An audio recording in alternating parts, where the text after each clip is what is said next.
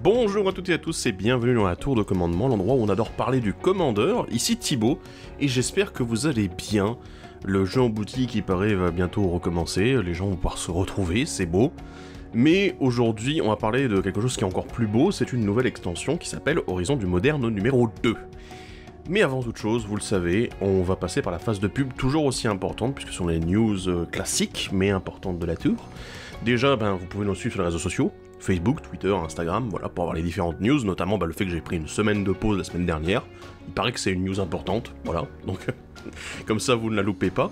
Et également, vous pouvez aller nous suivre sur Twitch directement, puisque sur Twitch on a nos différents lives qu'on organise toute la semaine, donc il y en a d'autres qui vont revenir là, vu qu'on va pouvoir se retrouver physiquement bientôt, ça fait plaisir, donc voilà, n'hésitez pas à en profiter, et si jamais vous ne pouvez pas venir directement le soir en live pour regarder un petit peu qu'est-ce qu'on fait, vous avez les replays sur les archives de la tour, donc l'autre chaîne YouTube de la tour, sur laquelle vous avez les replays de tous les lives qui sont organisés. Donc voilà, n'hésitez pas à y faire un tour, à vous abonner là-bas aussi, ça fait toujours plaisir, et puis comme ça vous avez au moins les replays quelque part pour vous.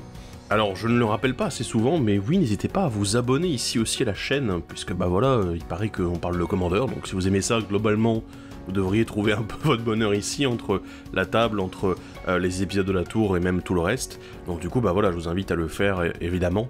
Mais bien sûr, je ne vous oblige à rien, voilà. Mais n'hésitez pas non plus à commenter et à partager la vidéo. Surtout commenter aujourd'hui sur le contenu de cette édition Horizon du Moderne 2, il va y avoir des choses à dire. Et bien sûr, je pense que je vais finir cette phase de pub comme d'habitude, en remerciant les tipeurs, nombreux et généreux. C'est eux qui nous permettent de continuer à faire tout ce qu'on fait au niveau de la tour, voilà, que ce soit les événements qui sont organisés sur le Discord, que ce soit du coup les événements qu'on va organiser physiquement, bien sûr, vous savez, le week-end de la tour, mais également les vidéos et les lives, le matériel pour pouvoir les faire. Voilà, ça coûte de l'argent, voilà, il paraît, et c'est grâce aux tipeurs qu'on peut le faire. Voilà, donc je les remercie encore une fois, et je vous remercierai si jamais vous souhaitez les rejoindre. Voilà, donc ça se passe dans la description de la vidéo sur Tipeee directement. Aujourd'hui on parle donc de Horizon du Moderne 2, une nouvelle édition qui est prévue à la base pour le Moderne, voilà, donc qui ne passe pas par le Standard, le Pionnier, voilà, c'est pas trop embêtant pour ces formats-là, du coup on peut innover un petit peu plus du côté de Wizards dans ces cartes qui sont proposées, et bien évidemment, elles sont également légales en commandeur, voilà, le commandeur est pas en toute façon, voilà, comme les formats Eternal. On va avoir pas mal de choses dont on a discuté aujourd'hui. J'ai réduit au maximum la liste, je vous avoue, puisque c'est la deuxième fois que je tourne cet épisode, je l'ai tourné la première fois, ça a duré 2 heures, donc on va essayer de réduire au maximum et de s'intéresser vraiment à ce qui est intéressant. Dans un premier temps, on va parler des nouveaux commandants, et ensuite on va parler des nouvelles cartes. Je ne vais pas parler des rééditions, comme ça vous êtes prévenus de suite. Je ne vais pas parler des rééditions dans l'extension. Globalement, voilà, je vous invite à aller faire un petit tour dans la description de la vidéo, j'aurai mis le lien pour avoir toutes les cartes. Mais globalement, les rééditions sont très bien, voilà, il n'y a rien à dire. Il y a des cartes qui sont bannies en commandeur, vous ferez attention. Et il y en a d'autres qu'on attendait de revoir réimprimer, notamment un petit Cabal Coffers. Voilà, donc il y a un homme qui est heureux ici derrière le micro, vous vous rendez pas compte, mais je suis très heureux. Et du coup, globalement, voilà, ce sont des très bonnes rééditions, etc. Je vais pas en parler plus que ça. Mais du coup, on va s'intéresser plutôt aux nouvelles cartes ici. Et j'ai cut un maximum, donc voilà, vous vous rendrez compte qu'il y a peut-être des cartes qui sont sympathiques, intéressantes, que je n'ai pas mises dans la liste, et c'est tout à fait normal, puisque il y a beaucoup de choses dont on doit parler, et malheureusement, je ne peux pas parler de tout, il y a beaucoup de bonnes cartes, et moi j'ai envie de parler des trucs un petit peu originaux, et des très bonnes cartes, et notamment aussi les rares et les mythiques dont on doit parler. Bref, commençons par les commandants, les nouveaux commandants, et on va commencer avec Svielun des mers et des cieux, un ondin et dieu 3/4 pour 3 dont 2 bleus, et il a l'indestructible tant que vous contrôlez au moins 2 autres ondins, et à chaque fois que Svielun attaque, piochez une carte. Les autres ondins que vous contrôlez ont parade 1. Donc ici encore une fois on va avoir un retour de plein de mécaniques de sets différents dans Horizon du Moderne 2, comme pour le premier, et ici on a la parade qui vient tout juste de Strixhaven, et qui a une bonne capacité défensive, on l'a déjà dit, c'est assez intéressant. Donc je vais pas faire la réexplication sur ce que c'est exactement, mais globalement, c'est une carte ici qui m'intéresse pour les jeux ondins, vous l'avez compris, parce que déjà, Svielun est indestructible à partir du moment où on a 2 autres ondins, donc du coup il y a une certaine logique, on peut protéger notre commandant à condition de jouer un certain tribal, ce qui est bien, et en plus on a de la value avec la draw, donc c'est vraiment intéressant. Là-dessus, j'aime bien ce commandant. Après, mono bleu ondin, étant donné qu'on a eu de très bons ondins en blanc-bleu sur l'Orwyn, en bleu-noir sur Shadowmoor, j'ai oublié le nom en français, ça y est, et qu'on a eu des très bons ondins en bleu-vert sur Ixalan, c'est vrai que d'un seul coup avoir un commandant mono bleu, ça fait un peu bizarre pour les ondins. On peut peut-être envisager éventuellement de le mettre dans un deck directement, je pense notamment les decks Kumena hein, qui sont très classiques et très puissants. Donc il y a vraiment quelque chose à faire autour de ça. En soi, c'est déjà un commandant qui donne le ton, quoi. Il protège les créatures qui vont lui donner l'indestructible, donc c'est assez intéressant aussi, et il fait de la value. Ensuite, en noir, on a Tourak, chantre froid, qui coûte 2, dont 1 noir. C'est une 2-1 humain éclair. Il a un coup de kick de 2 noirs, donc vous pouvez payer 2 noirs en plus pour au moment où vous lancez ce sort. Il a la protection contre le blanc, et à chaque fois qu'un adversaire se défausse d'une carte, mettez un marqueur +1/+1 sur Tourak. Et quand il arrive sur le champ de bataille, s'il a été kické, un adversaire ciblé se défausse de 2 cartes au hasard. Ça fait évidemment référence au fameux hymne Tourak, qui porte son nom, hein, voilà, c'est logique. Donc voilà, c'est son hymne à lui, et qui faisait défausser 2 cartes au hasard à un joueur ciblé. Le truc c'est que ici, je vous avoue que sur un commandant, c'est un petit peu mou, quoi. Il gagne des marqueurs en fonction de la défausse des adversaires. Je suis d'accord, ça a l'air intéressant, etc. Mais je pense qu'en tant que commandant d'un deck, c'est un peu léger, surtout qu'on a des decks qui sont généralement bicolores, ou qui peuvent même envisager du tricolore, hein, dans certains cas. On pense à Nicole Bolas, coucou. Et c'est vrai que, mine de rien, ici, avoir juste du monocolore en tant que commandant, ça va pas être top. Après, dans le deck, il va être ok, parce que techniquement, c'est une créature qui va faire défausser un adversaire de 2 cartes au hasard, ce qui est très intéressant, parce que, généralement, l'adversaire se défausse... voilà, la plupart du temps, il se défausse de la carte qu'il choisit. Là, au hasard, c'est beaucoup plus intéressant aussi. C'est sympa dans un deck défausse, c'est pas non plus ultime, je vous avoue, je pense qu'il y a beaucoup de cartes qui seront bien meilleures que lui. Et derrière, en tant que commandant, c'est un petit peu mou, voilà, et ça fait pas grand chose. Capitaine Ripley Vance, un humain et pirate qui coûte 3 dont 1 rouge, c'est une 3-2, et à chaque fois que vous lancez votre 3ème sort à chaque tour, mettez un marqueur +1/+1 sur le capitaine Ripley Vance. Et puis elle inflige un nombre de blessures égal à sa force à n'importe quelle cible. Alors, j'avoue que là, c'est un petit peu compliqué aussi, on est dans une situation où il faut qu'on arrive au 3ème sort pour infliger des blessures équivalentes à la force, à n'importe quelle cible. Bon alors du coup, à moins de jouer mono rouge boost, notamment avec tous les effets qui font plus X plus 0 par exemple, qui sont généralement peu chers, assez efficaces pour faire ce qu'ils doivent faire, c'est vrai que là, ça va être un peu compliqué quoi, donc j'ai l'impression quand même que le capitaine Ripley Vance, il va falloir réussir à le booster d'une autre manière pour faire en sorte que le 3ème sort, en effet, il ait un vrai impact. Mais le souci, c'est que ça risque d'être trop menaçant, et si vous construisez trop autour du commandant, je pense que c'est exactement le genre de commandant qui va se faire cibler automatiquement. Si vous mettez si tout votre deck tourne autour du commandant, ça semble assez évident que les adversaires vont dire ok, ah oui, t'as mis beaucoup de blessures quand même là. Écoute, je vais gérer ton commandant et il restera jamais sur la table parce que j'ai pas envie de le voir. Donc voilà, c'est assez intéressant, mais c'est original, c'est tout. Je suis pas sûr que ça aille dans beaucoup de decks. Après, les decks Storm peuvent s'amuser un petit peu avec, etc. Mais bon, c'est pas non plus exceptionnel quoi. Autre commandant rouge, c'est Ragavan, habile chapardeur, un singe et pirate 2-1 pour 1 rouge. À chaque fois qu'il inflige des blessures de combat à un joueur, créez un jeton trésor et exilez la carte du dessus de la bibliothèque de ce joueur. Jusqu'à la fin du tour, vous pouvez lancer cette carte. Il a un coup de précipitation pour 2 dont 1 rouge. En fait, vous pouvez le lancer pour son coup de précipitation et si vous faites ainsi, il acquiert la célérité et il revient dans la main de son propriétaire depuis le champ de bataille au début de la prochaine étape de fin. Donc voilà, donc du coup c'est une créature qui va attaquer en mode « Ouah, j'ai la célérité, j'attaque, boum !» et puis qui va revenir ensuite dans la main de son propriétaire. C'est une capacité qui est assez intéressante, qui a été très forte en duel commander, il me semble. Voilà, bon, je suis pas un expert bien évidemment, mais Ragavan, là, bon, pour le multi, c'est un peu plus compliqué. Ici, il faut réussir à faire passer notre commandant, éventuellement trouver des moyens de lui donner des capacités sans que ce soit sur des auras ou des équipements, bien sûr, sinon ça va être un petit peu embêtant. Mais voilà, pourquoi pas lui donner la menace, par exemple.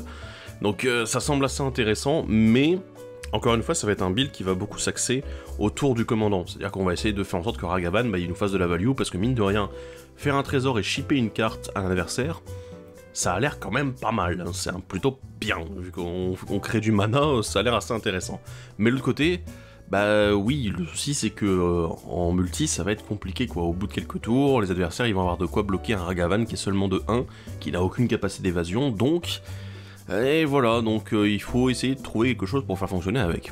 On passe maintenant au commandant vert, il y en a beaucoup. Il y a Ave, progéniteur de Limon, un Limon légendaire, oui, qui coûte 5 dont 3 verts, c'est une 2-2. Elle a le déluge, Storm, donc quand vous lancez ce sort, vous le copiez pour chaque autre sort lancé avant celui-ci, ce tour-ci. Les copies deviennent des jetons. Ave n'est pas légendaire si c'est un jeton, voilà. Et derrière, il arrive sur le champ de bataille avec un marqueur +1/+1 sur lui pour chaque autre limon que vous contrôlez. Et ça c'est très intéressant, en fait on est sur, globalement, sur un deck Storm qui va jouer autour des limons, bien évidemment, mais pas que. Je veux dire, vous pouvez le jouer en mode Storm mono vert pour faire un peu n'importe quoi, et ça a l'air un petit peu con parce que mine de rien vous allez avoir des copies de Ave, imaginons vous allez lancer 3 sorts avant Ave, donc du coup vous allez avoir 3 copies du sort dans la pile, donc le premier va arriver, il va gagner aucun marqueur parce que vous n'avez aucun autre limon, imaginons.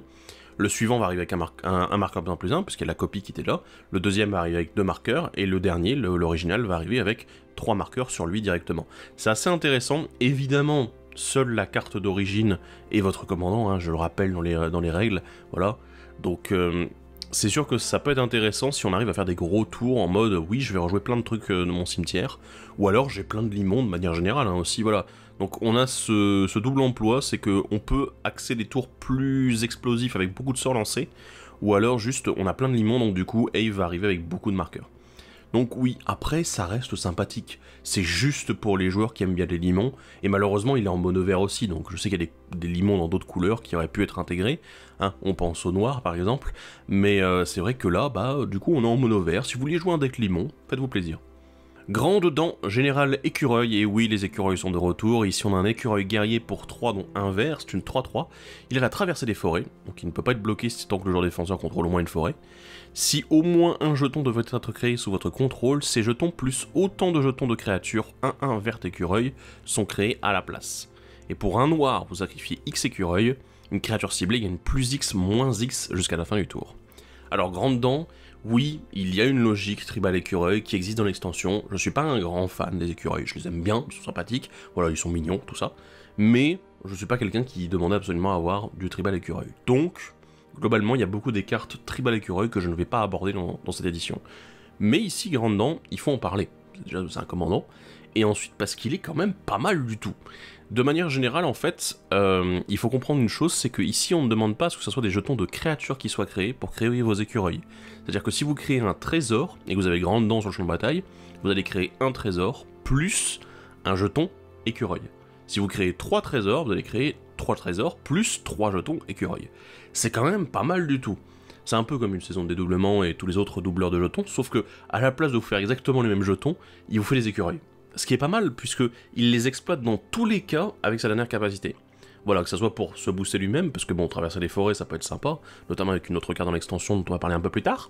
Et de l'autre côté, on a juste le fait qu'il a un moins X, donc du coup, il peut tuer une créature adverse, comme ça. Il peut même détruire des créatures... Enfin, tuer des créatures... il peut pas détruire, il peut tuer des créatures indestructibles. Donc c'est assez intéressant aussi. Là-dessus, je pense qu'il y a quand même quelque chose d'intéressant pour faire... Alors, soit un deck ultra écureuil, allez-y, faites-vous plaisir. Noir vert, c'est les couleurs qu'il faut en plus. Et de l'autre côté, il y a aussi simplement le jeu jeton. Et dans le jeu jeton, je pense que grande dent, il a l'air quand même pas mal du tout, hein, de manière générale. Donc voilà, très intéressant comme commandant. Dernier commandant vert, c'est Trasta, Rugissement de la Tempête, qui coûte 12 mana, dont 2 verts. C'est une 7/7 dinosaure, et il coûte 3 de moins à lancer pour chaque autre sort lancé ce tour-ci. Piétinement et célérité, et il a le piétinement des Planeswalkers. C'est-à-dire que cette créature, en fait, quand elle inflige un surplus de blessure à un Planeswalker, et le surplus de blessure sera infligé au contrôleur du Planeswalker. C'est assez marrant. Et il a la défense talismanique pendant le tour où il est arrivé sur le champ de bataille. Ok. Alors, bon, déjà, Dino, voilà, vous avez compris, ça fait un peu référence aussi à Galta, peut-être la petite sœur, voilà, tout ça. Mais honnêtement, on est encore une fois sur un gros Dino qui réduit fortement son coût, et ici, il le réduit vraiment de manière assez débile, hein. On va l'avouer, parce qu'en quelques sorts, on peut réduire Trasta à uniquement 2 mana verts. C'est pas très compliqué, en plus on est sur un commandant qui a piétinement célérité, et en plus qui a la défense talismanique le tour où il est arrivé, donc globalement il n'y a pas trop de problème là-dedans, quoi. Après voilà, si vous voulez jouer Trasta, je pense que ça va être un deck dans lequel vous allez jouer énormément de petits sorts, dès que vous allez essayer de faire un petit peu de storm, jouer beaucoup de sorts sur un seul tour, etc. Donc ça a l'air intéressant, ça a l'air assez facile à monter mine de rien, mais globalement voilà, ça a l'air d'être un bon commandant, en plus il est à 7. 7 évidemment que quand on inflige 3 fois, du coup ça fait 21 points de commandant, hein, ça a l'air pas mal non plus. Donc voilà, un bon commandant bien bourrin, mais dans une nuance un petit peu différente. Prochain commandant pour attaquer le multicolore, on a Asmora Nomardica Daisti Nakuldakar. Voilà. oui, c'est pas une blague, c'est bien un commandant. C'est un humain et sorcier 3-3 qui n'a pas de coup de mana, mais qui est noir-rouge, attention. Voilà, il y a une petite précision, il y a la pastille à côté du mot créature. Et en fait, tant que vous êtes défaussé d'une carte ce tour-ci, vous pouvez payer noir ou rouge, c'est un hybride, pour lancer ce sort.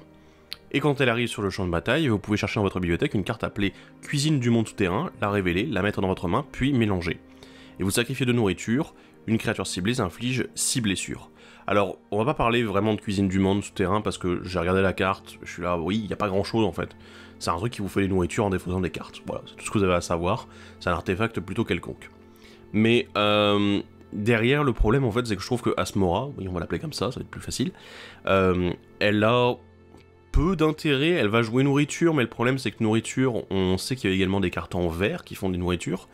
Donc là, quand on n'a pas le vert et qu'on a que le noir et le rouge, je suis pas encore trop sûr. Après, les nourritures, les foods ont été remis en avant aussi dans cette édition. Donc il y a probablement de quoi fournir un petit peu pour voilà, rentrer dans ce deck-là, hein, mais c'est vrai que ça a l'air un petit peu limité. Après, ce que j'aime bien, c'est la petite précision, c'est la créature qui s'inflige 6 blessures avec la dernière capacité. Par exemple, si c'est une créature qui a beaucoup d'endurance, mais qui a le contact mortel aussi, et qui a plus de 6 d'endurance, c'est assez illogique, pas très courant, on va dire, et ben, vous pouvez faire en sorte, du coup, qu'elle se tue elle-même.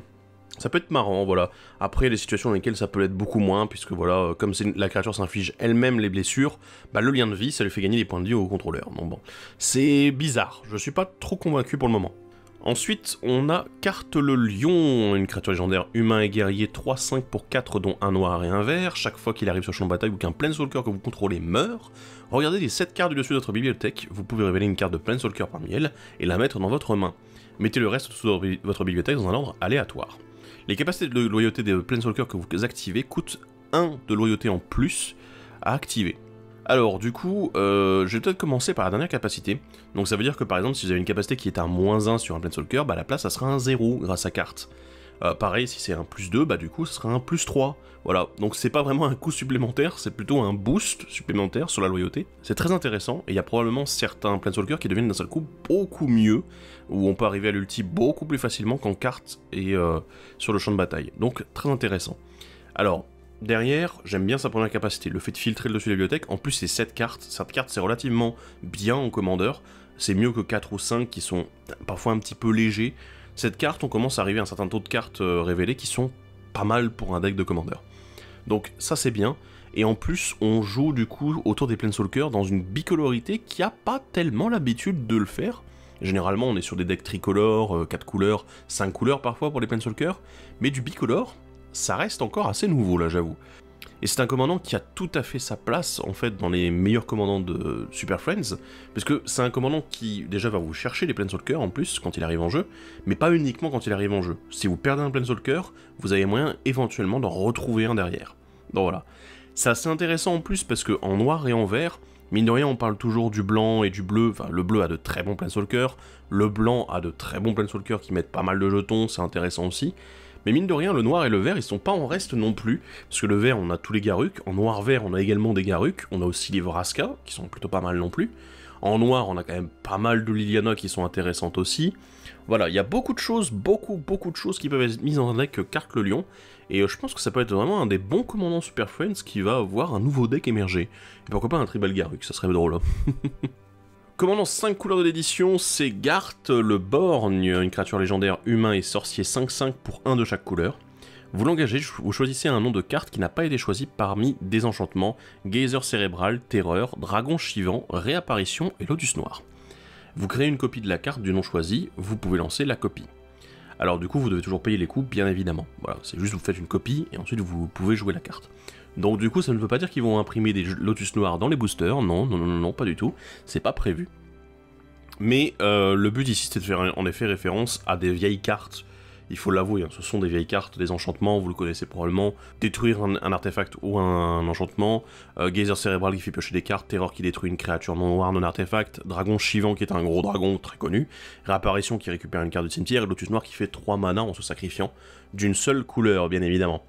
Donc, tout ça, les gens se sont dit, oui, attends, on a peut-être moyen de le craquer et tout. Ben, j'ai pas tellement l'impression, parce que bon, voilà, il y a tout, il y a le fait qu'il s'engage, qu'on peut choisir qu'une seule fois le nom de la carte, que c'est des cartes qui sont, mine de rien, pas très synergiques entre elles, la plus grosse synergie que je vois ici, c'est presque Geyser Cérébral et Lotus Noir. Donc voilà, c'est pas très intéressant. Je suis pas sûr qu'on puisse réellement faire beaucoup de choses avec ces cartes-là. C'est un peu une ode, dans cette carte-là, une ode à l'histoire de Magic, au tout début de Magic, mais c'est pas vraiment quelque chose qui va marquer les esprits. Donc bon, après à vous de voir si jamais vous voulez monter un deck autour, donc voilà, faites-vous plaisir, mais moi j'ai un petit doute sur le côté, on va dire, bien construit d'un deck autour de Garth le Borgne. Le général Ferrous Rockerick, pardon, un humain et soldat 3-1 pour 3, dont un rouge et un blanc. Il a la défense talismanique contre le monochrome, et à chaque fois que vous lancez un sort multicolore, vous créez une 4-4 golem rouge et blanche. C'est très intéressant, j'aime beaucoup ce commandant en fait, parce que mine de rien, déjà défense talismanique contre le monochrome, ça veut dire que toutes les gestions monocolores qu'on a tendance à jouer, voilà, faites-vous la liste là, 2 secondes, en blanc, en noir, en rouge, en vert... même en bleu, hein, voilà, donc il y a vraiment beaucoup de gestions qu'on utilise en monocolore, et évidemment il y en a aussi en multicolore qui sont très bien, bien sûr, mais du coup bah, celle-là elle fonctionne pas contre lui, super. L'autre chose derrière, c'est que le fait de faire des 4-4 quand même, juste parce que tu lances un sort, c'est pas limité à une seule fois par tour, c'est juste voilà, tu lances un sort, multicolore, ok c'est bon, let's go. Et en fait j'ai l'impression que c'est un petit peu une carte pour les fanas de Ravnica, puisque Ravnica a évidemment beaucoup de cartes bicolores, donc en fait vous allez jouer Boros qui aime Boros, quoi, ou alors aussi avec Force Sapiens maintenant. Mais du coup ça va être, oui bah attends j'ai des cartes bicolores, je vais en mettre partout. C'est une mécanique qu'on a vue de le fait de jouer sur des cartes multicolores, mais c'est vrai que jusque là bah, on n'avait pas eu trop de support, et là ça reste un commandant intéressant. Lonis le cryptozoologue, un serpent elfe et éclaireur qui coûte un vert et un bleu, c'est une 1-2. Chaque fois qu'une autre créature non-jeton arrive sur le champ de bataille sous votre contrôle, enquêtez. Enquêter, c'est créer un jeton indice qui coûte 2 pour le sacrifier. C'est un jeton artefact. Vous l'engagez, vous sacrifiez X indice, l'adversaire ciblé révèle les X cartes dessus de sa bibliothèque, parmi elles, vous pouvez mettre sur le champ de bataille, sous votre contrôle, une carte de permanent non-terrain de valeur de mana inférieure ou égale à X. Ce joueur met le reste au-dessous de sa bibliothèque dans un ordre aléatoire. Alors, je vous avoue que la dernière capacité, elle est très longue, hein, voilà, mais elle est cool, c'est bien, c'est sympa. Mais j'ai pas l'impression que ce soit le genre de choses qu'on va jouer beaucoup en commandeur, parce que ça va demander énormément d'indices. Et indice, c'est pas une mécanique, enfin enquêter et indice, c'est pas une mécanique qui a été beaucoup exploitée, elle a été exploitée dans Ténèbres sur Innistrad, et derrière, ben c'est à peu près tout, quoi, voilà, y a rien d'autre. Donc c'est vrai que ça reste très limité, mais dans cette édition, on a reçu pas mal de nouvelles façons de faire des indices, et bah ça reste intéressant, il faut le dire, hein. Mais... est-ce que ça va être suffisant pour pouvoir creuser beaucoup la bibliothèque des adversaires? Je pense malheureusement que non. Mais ici on a un bon moyen d'en créer déjà des indices, voilà, arriver d'une créature non-jeton sur le champ de bataille, c'est bien, c'est courant, on va dire, dans une game de commandeur. Donc ça a l'air vraiment intéressant, et je pense que rien que pour la plus-value de la première capacité du fait de faire des indices, bah déjà ça c'est très bien. Pirou la volatile, un ancêtre dragon qui coûte 8 mana, dont 2 rouges, 2 blancs et 2 noirs. C'est une 7-7 avec le vol et le lien de vie. Au début de votre entretien, sacrifiez Pirou la volatile à moins que vous ne payiez un rouge, un blanc et un noir. Et quand elle meurt, elle inflige 7 blessures à chaque créature non légendaire. Alors du coup, c'est évidemment une référence aux ancêtres dragons du cycle de Legends, dont Nicol Bolas faisait partie d'ailleurs, le vieux Nicol Bolas. Et du coup, ben ici c'est une petite référence dans une autre tricolorité qu'on n'avait pas vue, voilà le mardu, blanc, noir, rouge. Et ma foi, je suis un petit peu mitigé. Le truc c'est que évidemment les ancêtres dragons de cette époque-là coûtaient tous 8, avec 2 coups de chaque couleur voilà, qui représentaient. C'est assez lourd, hein, on va se le dire tout de suite, 8 mana pour un commandant qui fait rien quand il arrive, c'est compliqué. En plus, on a à nouveau la capacité au début de l'entretien, on le sacrifie à moins qu'on paye un de chaque couleur. C'est compliqué aussi, voilà, ça donne pas trop envie de le garder. Mais j'aime beaucoup en fait le design de la dernière capacité, parce que du coup, bah, en fait c'est très synergique avec le fait de la sacrifier, à moins que vous ne payiez le coup. Mais derrière, ça va être compliqué de réutiliser et de faire ça très souvent, donc bon, il y a peut-être le jeu réanimateur qui peut s'amuser à faire ça, donc vous jouez votre commandant, boum, vous le sacrifiez au début du prochain tour, ok, d'accord. On le laisse au cimetière, on le réanime plusieurs fois, etc. Et du coup, ça a l'air intéressant, bien évidemment. Après, il faut voir qu'est-ce qu'on peut faire avec ça, mais je trouve que le commandant est un petit peu cher. Après, il y a un avantage aussi, un petit truc, un petit détail qui est intéressant aussi, c'est que c'est Pirou qui inflige cette blessure à chaque créature non légendaire, et elle a le lien de vie, donc du coup vous allez gagner énormément de points de vie là-dessus. C'est intéressant, mais c'est vrai que, voilà, c'est un peu le... c'est un peu le problème du compromis entre garder un design old school pour faire une référence, et de l'autre côté, avoir quelque chose qui est intéressant, mais en même temps, qui est probablement pas assez bien équilibré pour le mettre sur une carte plus dans le design récent des cartes de Magic. Voilà. Mais je trouve ça sympa. La petite référence, je la trouve ça sympa, et je trouve que la carte peut être utile. Je pense notamment peut-être, pourquoi pas dans un deck Kaalia, ça peut être intéressant aussi, hein, voilà. Donc bon, voilà, il y a des choses à faire avec. Citis, main des récoltes, et non, c'est pas ce Citis-là. Ça coûte 1 vert et 1 blanc, c'est une 1-2 créature enchantement légendaire nymphe. À chaque fois que vous lancez un sort d'enchantement, vous gagnez 1 point de vie et vous piochez une carte. Facile, là, le texte il est court, là, y a pas de problème. Mais le truc c'est que on se retrouve face à une carte typique d'Enchantress, c'est-à-dire vous lancez un sort d'enchantement, vous allez gagner 1 point de vie, c'est bien, vous allez piocher une carte, c'est bien aussi. C'est exactement ce qu'on attend d'un deck Enchantress, d'une carte d'Enchantress. Et ici on l'a en zone de commandement, donc c'est intéressant aussi. Ça rappellera aussi Tuvasa qui, elle avait une couleur de plus, hein, le bleu. Mais je pense que dans un deck Enchantress qui veut jouer blanc-vert uniquement, eh ben ça reste un très bon commandant, quoi. C'est juste de la value en plus. Le commandant fait pas n'importe quoi non plus, juste de la value. Et en plus derrière, si jamais vos autres Enchantress sont déjà sur le champ de bataille avant que Citis arrive, étant donné que c'est elle-même un enchantement, et bah du coup vous allez aussi piocher sur les effets d'Enchantress à côté. Donc, waouh, enfin moi je trouve ça très très bien. Donc voilà, simple et efficace. Yusri, Flamme du Destin, un Efrit qui coûte 3, dont un en bleu et un rouge, c'est une 2-3 vol. Et quand il attaque, eh bien, vous choisissez un chiffre entre 1 et 5, jouez à pile ou face autant de fois. Pour chaque fois où vous gagnez, piochez une carte. Pour chaque fois où vous perdez, Yusri vous inflige 2 blessures. Si vous avez gagné 5 fois de cette manière, vous pouvez lancer des sorts depuis votre main ce tour-ci sans payer leur coût de mana. Ok, alors là du coup, il y a un potentiel omniscience là, sur un tour qui est disponible en zone de commandement, ok d'accord. Mais évidemment, le côté random change beaucoup de choses. On se retrouve à nouveau avec un commandant IZ qui a envie de jouer avec le hasard, et malheureusement c'est un petit peu compliqué. Évidemment, il y a une carte qui reviendra à chaque fois dans toutes les bouches quand on parle de random, c'est bien sûr le pouce de Krark, le vrai pouce. Parce que bah du coup ça arrête un peu la randomisation du coup de ce genre de sort, de capacité. Et c'est vrai que c'est le genre de choses dont on a besoin, parce que le random, c'est vrai que j'ai pas envie de me prendre 5 x 2 si jamais j'ai perdu mes 5 lancers de pièces, quoi. Donc c'est vrai que ça peut faire assez mal là-dessus. À moins que vous ayez des moyens de vous protéger, par exemple empêcher les blessures non-combat, c'est des choses qui existent, voilà. Après dans ces couleurs-là c'est un peu compliqué, mais ça existe aussi. Et ouais, c'est quelque chose qui me dérange un petit peu beaucoup, c'est le côté hasardeux, du coup on va compter sur une carte qui existe pour faire fonctionner ce commandant-là de manière plus efficace.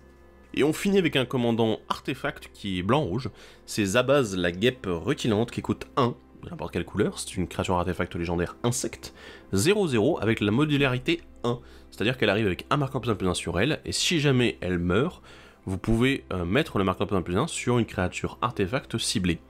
Voilà. Et si une capacité déclenchée de modularité devait mettre au moins un marqueur +1/+1 sur une créature que vous contrôlez, autant de marqueurs +1/+1 puis +1 sont mis sur elle à la place.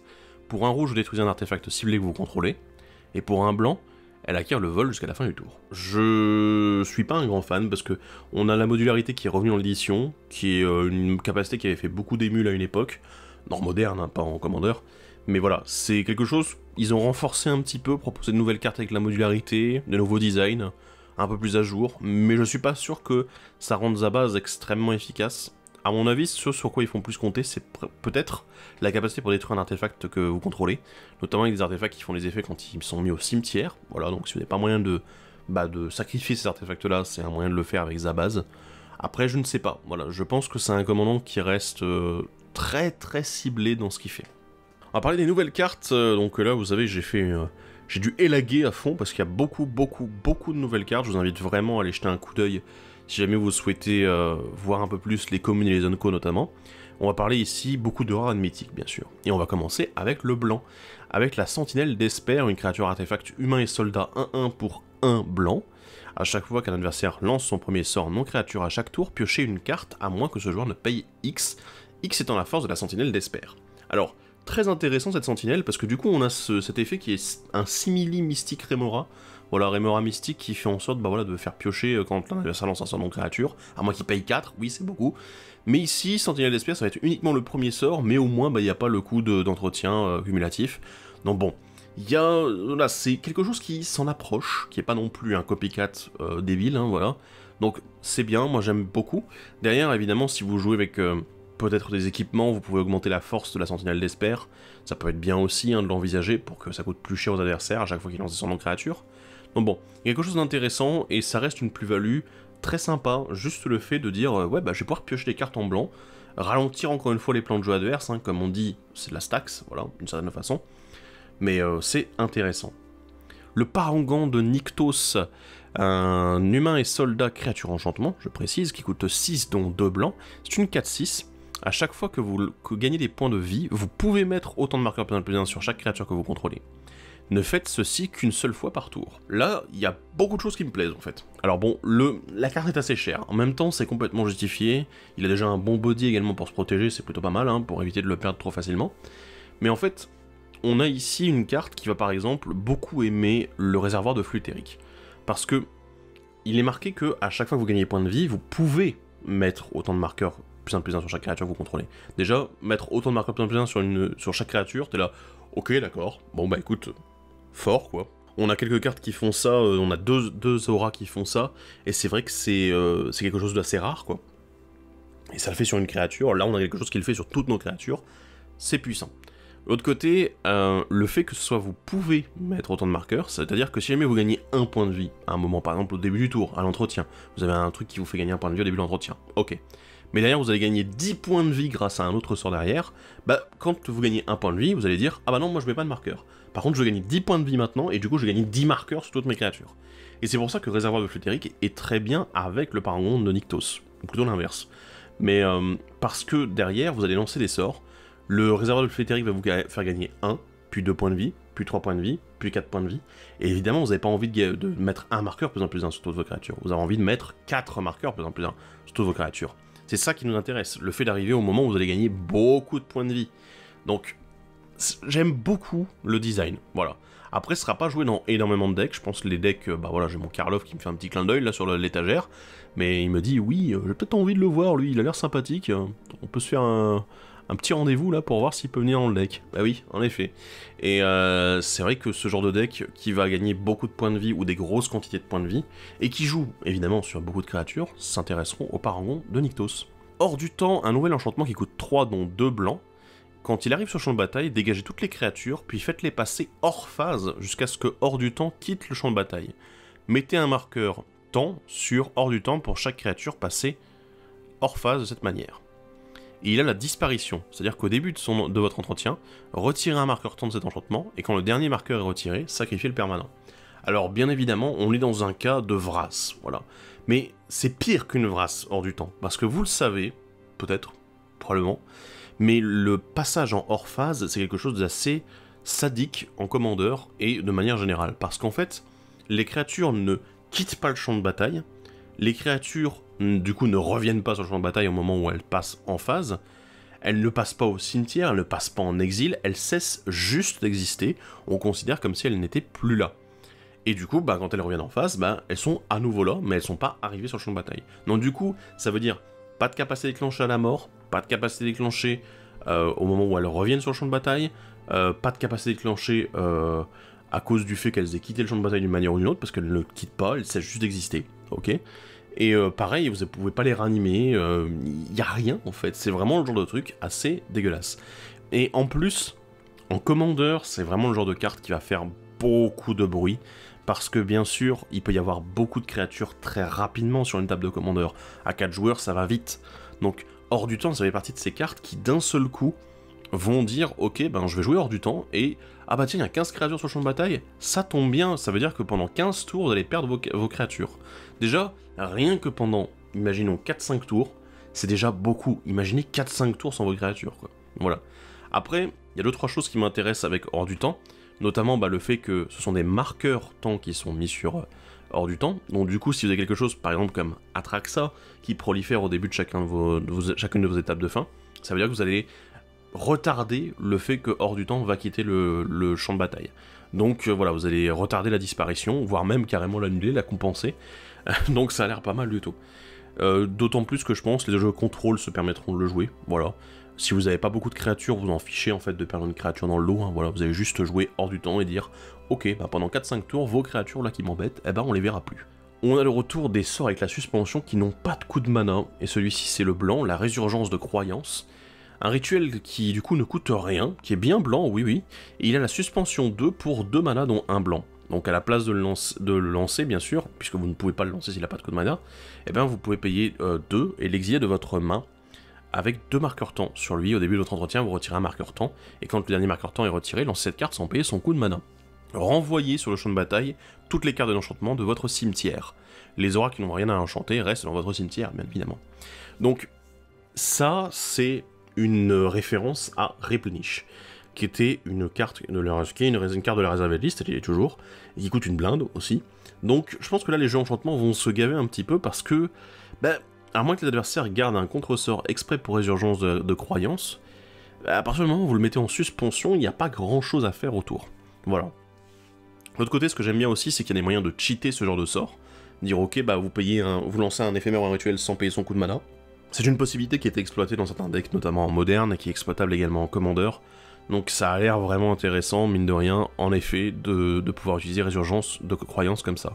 Mais globalement, c'est une très bonne carte. Je veux dire, c'est vraiment excellent.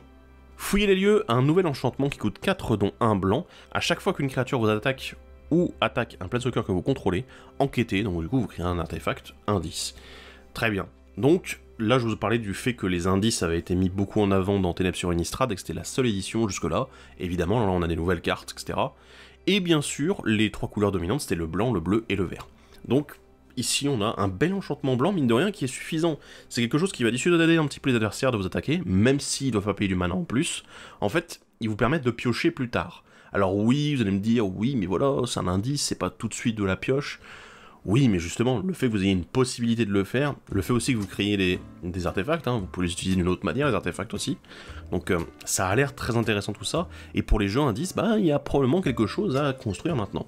Nouveau cycle, du coup, après celui de la suspension, on a celui des élémentaux incarnations. On va en parler un petit peu plus. Celui-ci, c'est la solitude, un élémental incarnation, comme j'ai dit, qui coûte 5 dont 2 blancs, c'est une 3-2 flash avec le lien de vie, et quand il arrive sur le champ de bataille, exilé jusqu'à une autre créature ciblée. Le contrôleur de cette créature gagne un nombre de points de vie égal à sa force. Et il a l'évocation, c'est-à-dire que vous pouvez payer son coût d'évocation à la place du coût normal, et derrière, vous devez sacrifier la créature quand elle arrive sur le champ de bataille. L'évocation ici, elle coûte juste exiler une carte blanche de votre main. Bon alors, pour ceux qui n'ont pas repéré, ici c'est une référence. C'est une référence à Swords to Plowshare, c'est-à-dire retour au pays.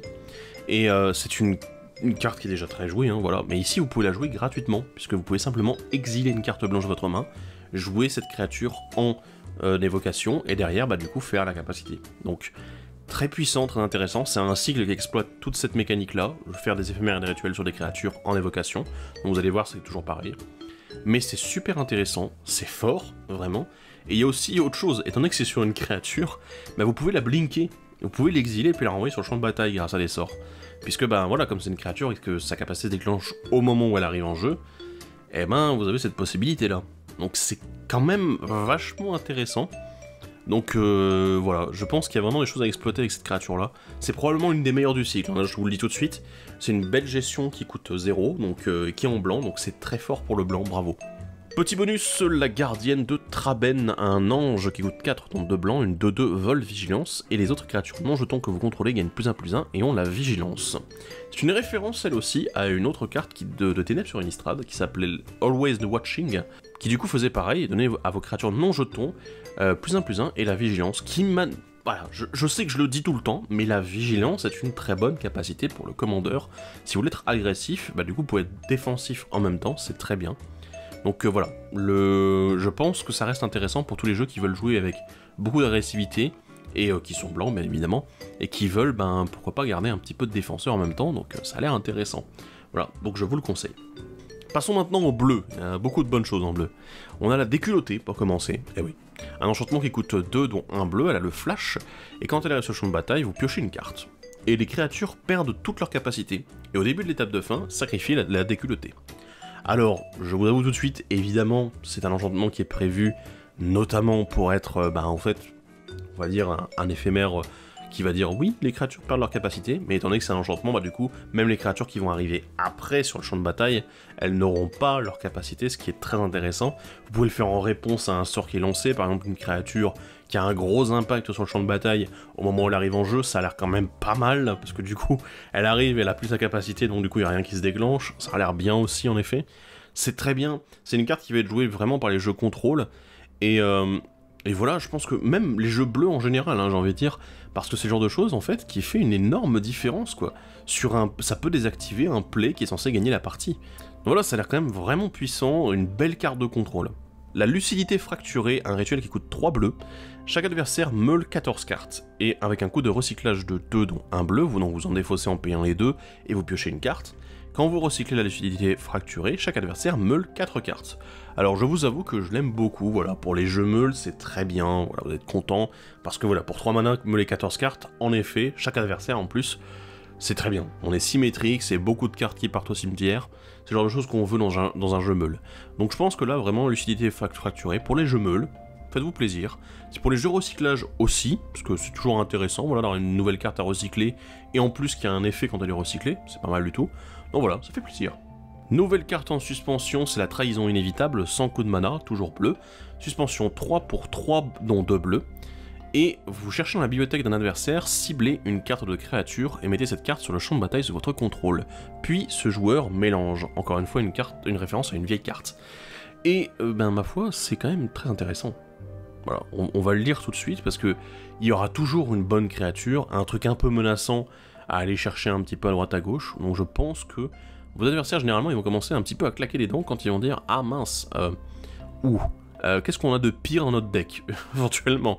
Donc ça va commencer à faire un petit peu du brainstorming, attends, moi j'ai ça, ok, oh, bon bah on a un petit problème, etc. Et du coup ça va essayer de chercher la carte en question, de la tutoriser, pourquoi pas. Mais vous allez pouvoir la chercher tranquille, la mettre sur le champ de bataille, c'est bien. Et c'est une carte, voilà, dans les jeux contrôle, dans les jeux je vole ton deck et je joue avec, c'est typiquement le genre de carte qu'on attend. Une commune ici, la déconcentration, un éphémère qui coûte 2 dont un bleu, ça a la duplication pour un bleu, donc quand vous le lancez, vous pouvez le copier chaque fois que pour chaque fois que vous l'avez payé le coût de duplication, et vous pouvez choisir une nouvelle cible pour la copie bien évidemment. Vous contrecarrez un sort ciblé, à moins que son contrôleur ne paye 2 mana. Et bien évidemment, ça a l'air quand même très intéressant, puisque pour 3 mana, vous avez un truc qui empêche, voilà, qui dit pour 4 mana, tu devras payer 4 mana si tu veux pas te faire contrecarrer. C'est quand même pas mal du tout. Globalement, ce que j'aime bien, c'est le côté très flexible. C'est encore une fois un nouveau contre-sort qui a l'air très intéressant, parce qu'il coûte que un générique et un bleu, donc du coup c'est intégrable plus facilement dans certains decks, notamment avec beaucoup de couleurs. Et ma foi, c'est très modulable, juste pour un mana bleu supplémentaire, vous augmentez de 2 le mana que l'adversaire va devoir payer pour ne pas se faire contrecarrer. Donc c'est très rentable, mine de rien. Et je pense que dans des decks, en effet, comme Baral, par exemple, ou les decks également qui jouent sur les copies, parce que la duplication copie les sorts, hein, ça a l'air aussi pas mal, donc tous les effets de Magecraft qu'on a vu, de sorcellerie dans Strixhaven, ont l'air assez intéressés là-dedans, hein, donc ouais, c'est pas mal. Et ouais, je pense qu'il y a vraiment quelque chose à faire là-dessus. Debout là-dedans, un rituel qui coûte 2 dont un bleu, un artefact non créature ciblé que vous contrôlez devient une créature artefact 0-0, mettez 4 marqueurs +1/+1 sur chaque artefact qui est devenu une créature de cette manière. Et ça a la surcharge pour 6 dont 2 bleus, donc à la place que ce soit un artefact non créature, ce sera chaque artefact non créature que vous contrôlez. Donc qui deviendront des 0-0 et qui auront le droit à 4 marqueurs chacun. Ça a l'air quand même pas mal du tout. Pour les jeux qui jouent beaucoup d'artefacts, alors oui, honnêtement, le jouer normalement juste en disant « Ok, mon artefact non créature va devenir une 4-4 », c'est un peu mou, mais ça peut être bien dans certaines situations, on est un petit peu désespéré, voilà, ou par exemple, il n'y a plus de créature, il y a eu un rasboard, bon, plutôt que de refaire, si on n'a pas le mana pour refaire tout ça, voilà, on pourra en faire juste un, c'est ok. Mais bien sûr, je pense que le coup de surcharge, il est très intéressant, parce que, évidemment, ça n'est pas fini à la fin du tour, c'est-à-dire que vous les gardez en tant que créature ensuite. Ça peut être très intéressant si vous avez beaucoup de cailloux. Je pense à des decks qui ont tendance à abuser notamment du fait d'avoir énormément d'artefacts sur le champ de bataille. Voilà, je vais pas vous faire une liste, mais il y en a beaucoup. Donc oui, c'est le genre de truc qui peut être très efficace, le genre de rituel qui peut clôturer une game, tuer un joueur, tuer un ou deux joueurs en même temps. Donc ouais, et surtout c'est inattendu, parce qu'évidemment vos artefacts non créatures, personne s'attend à ce que d'un seul coup ça devienne des machins avec des papates, et qu'ils viennent les attaquer avec 4 de patates à chaque fois. Donc bon, Suite du cycle des élémentaux incarnations, c'est la subtilité, qui coûte 4 dont 2 bleus, c'est une 3-3 avec le flash et le vol. Et quand elle arrive sur le champ de bataille, vous choisissez jusqu'à un sort de créature ou de planeswalker ciblé, son propriétaire le met au-dessus ou au-dessous de sa bibliothèque, et l'évocation demande d'exiler une carte bleue de votre main. Bien sûr, cette carte, elle est très bien. On est sur un contresort qui n'est pas vraiment un contresort, parce que techniquement, il ne dit pas contrecarré. Il dit juste... Alors attendez, vous voyez ce sort dans la pile là? Eh ben on va le mettre au-dessus de la bibliothèque. C'est d'autant plus intéressant parce que du coup, ça, justement, ça passe au-dessus du ne peut pas être contrecarré, donc c'est très efficace. Et voilà, ça a vraiment un gros impact là-dessus sur un sort important qui peut être lancé, parce que d'autant plus que c'est pas juste, voilà, je te contrecarre le sort, et puis voilà, c'est fait. C'est qu'il va au-dessus de la bibliothèque, donc du coup, vous faites perdre également une pioche, en plus d'avoir fait perdre le mana que le joueur a dépensé pour lancer son sort. Donc du coup, il sait que la prochaine pioche, ça va déjà être la carte qu'il avait voulu lancer au tour précédent. Donc il n'aura pas avancé dans son plan de jeu, il aura juste récupéré ce qu'il vient de perdre. Donc c'est très intéressant. Et j'ai une chose à dire, je pense qu'en commandeur, on peut se dire, voilà, que la plupart du temps, on va peut-être essayer de faire en sorte de garder la subtilité et de la lancer en tant que créature, donc pas pour le coup d'évocation, mais juste en coup normal. Et bien sûr, je reviens sur l'idée des decks Blink, hein, mais vous pouvez utiliser ça aussi, hein, donc dans les decks Blink, c'est bien, ok, je peux blinker une créature, clac, bah du coup, hop, je contrecarre ton sort, il retourne au-dessus de la bibliothèque, t'es là. Ouais, ça va être lourd, ça va être très très lourd. Derrière la subtilité, je pense que pour 4, une 3-3 vol, ouais, c'est très très bien. Ça reste un bon body qu'on aura envie de garder. Dernier sort bleu, et c'est pas le moindre, c'est Suspendre, un éphémère qui coûte 1 bleu. Exilez une créature ciblée et mettez 2 marqueurs temps sur elle. Si elle n'a pas la suspension, elle acquiert la suspension. Je tiens à rappeler également qu'une créature qui est jouée et qui quitte la suspension, en fait, justement, enfin, qui est jouée grâce à la suspension, eh ben, elle acquiert la célérité. Voilà, de manière générale. Donc, globalement, ce que j'aime beaucoup ici, c'est que Suspendre, c'est un peu une référence à Delay, qui est le contre-sort qui met en suspension. Ici, c'est plutôt un Unsummon, des invocations, mais avec la même mécanique de dire, ok, on met des marqueurs temps pour que la créature, elle revienne plus tard. Ce qui est bien, c'est que 2 tours, mine de rien, c'est très très bien. Vous avez 2 tours pour réfléchir à ça. Surtout que bah, vous pouvez le faire pendant le tour de l'adversaire, justement, qui a cette créature-là. Donc du coup, ça lui fait perdre son tour-là de jeu, et ça lui fait perdre en plus les 2 tours suivants. Donc, vraiment très intéressant. Et je pense que c'est exactement le genre de carte qui va rentrer dans pas mal de decks, juste pour temporiser le temps qu'il faut, et dire, ok, il y a un truc menaçant, on va se donner 2 tours pour préparer un peu mieux son arrivée. Enfin, ou plutôt son retour, je devrais dire. Donc voilà. J'aime bien le concept, et c'est pas cher, c'est bien, il n'y a pas de défaut sur la carte. Passons maintenant au noir. On a ensuite une carte qui a fait beaucoup parler d'elle, c'est Damné, un rituel qui coûte 2 noirs, qui dit détruisez une créature ciblée. Une créature détruite de cette manière ne peut pas être régénérée, et surtout qu'il y a un coup de surcharge, oui, la surcharge encore, oui, qui coûte 4 dont 2 blancs. Vous pouvez lancer ce sort pour son coup de surcharge, et donc du coup vous allez remplacer tout ce qui est ciblé par chaque créature. Donc vous détruisez toutes les créatures, et les créatures détruites de cette manière ne peuvent pas être régénérées, c'est en fait une colère de Dieu, et oui. Mais c'est vraiment énorme. En fait, ce sort, le seul défaut qu'il a, c'est le fait d'être un rituel, mais en même temps, ça se justifie par le coup de surcharge. Mais c'est même pas un vrai défaut, parce que de l'autre côté, on a quand même le fait qu'il n'y ait aucune restriction. C'est les sorts noirs, il y a souvent des trucs où c'est oui, tu peux pas détruire une créature noire, tu peux pas détruire tel type de créature, ou alors ça coûte un peu plus cher quand t'as pas de restriction. Mais là, pour 2 mana, on a juste détruit une créature ciblée, et en plus, elle peut pas être régénérée. Et on a une colère de Dieu. Flexibilité énorme. Tous les decks blanc-noir qui veulent intégrer de la gestion devraient jouer Damné, parce que ben c'est une excellente carte quoi. Anti-bet ciblé, ou alors Rasboard en cas de besoin. Le marche-vide de Dothi, un Dothi Gredin, 3-2 pour 2 noirs. Lui aussi, il a fait beaucoup parler de lui. Il a la distorsion, donc il ne peut pas bloquer ou être bloqué, excepté par des créatures qui ont la distorsion. Et si une carte devait être mise dans le cimetière d'un adversaire d'où qu'elle vienne, à la place, exilez-la avec un marqueur vide sur elle. Et vous l'engagez, vous le sacrifiez, choisissez une carte exilée qu'un adversaire possède avec un marqueur vide sur elle, vous pouvez la jouer ce tour-ci sans payer son coup de mana. Ok, alors oui, c'est fort. Il y a beaucoup de choses dans cette carte. Il y a beaucoup de choses, on va peut-être commencer par le début. On va commencer avec la distorsion. La distorsion déjà qui est une capacité qui avait pas mal marché, hein, voilà, qui même aujourd'hui il y a des cartes encore avec la distorsion qui sont jouées en commandeur, hein, il y en a une certaine qui marque pas mal les esprits, pareil, notamment dans Aristocrate, je ne dirai rien, mais le marche-vide d'Oti ici, il a l'avantage d'être une 3-2 déjà, donc un bon body pour 2, qui a la distorsion, donc déjà une bonne force de frappe, mais surtout, il est imbloquable, et du coup imbloquable, moi ça me fait penser à 2 choses. il est imbloquable et gredin, donc ça me fait penser à No One. Donc t'es là, les bons decks gredins qui viennent de sortir et tout avec un bon commandant, ils ont encore une nouvelle carte très sympathique ici, c'est bien. Et l'autre côté, c'est le deck Yuriko. Voilà, j'y pense beaucoup parce que c'est un deck que j'ai déjà, mais c'est un deck aussi qui a quand même une certaine popularité, mine de rien, parmi les joueurs de Commander.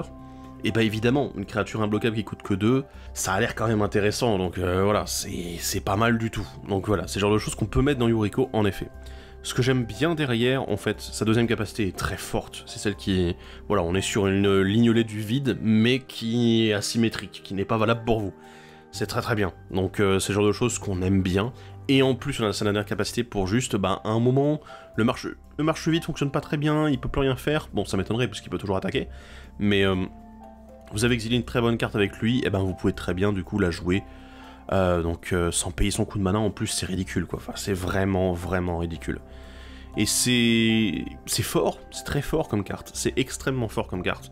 Et si vous jouez un petit peu de réanimation en disant « Ah ok, je vais rejouer le marche vide », t'es là, ok, vous pouvez recommencer en fait comme vous le souhaitez, hein. C'est vraiment très très bien, c'est une carte puissante, vraiment.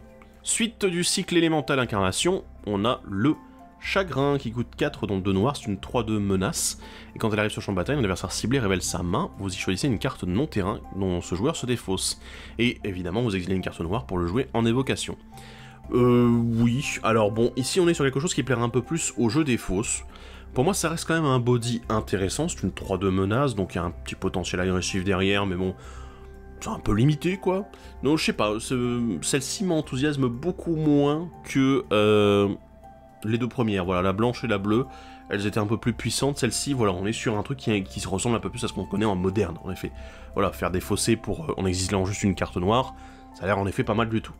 Mais voilà, en Commander sera un peu plus spécifique, certains decks ne vont pas l'intégrer en défausse, d'autres vont l'intégrer parce qu'ils en trouveront un intérêt, voilà, c'est à vous de voir. Le Necrogoyf, oui, il y a un Lurgoyf dans cette édition, qui coûte 5 dont 2 noirs, c'est une étoile 4, dont la force est égale au nombre de créatures dans tous les cimetières. Et au début de l'entretien de chaque joueur, ce joueur se défausse d'une carte. Et il a un coup de folie, donc quand vous en défaussez, vous pouvez payer à la place 3, dont 2 noirs, pour le lancer, du coup, depuis l'exil. Voilà. Et oui, alors le Necrogoyf, pourquoi je l'ai mis? Parce que j'ai pas envie de monter un deck Lurgoyf, hein. Voilà, vous savez, c'est pas très terrible comme tribal, hein, bien sûr. Mais ici, bon, déjà, il y a une créature qui grossit au fur et à mesure que les cimetières se remplissent, c'est sympa.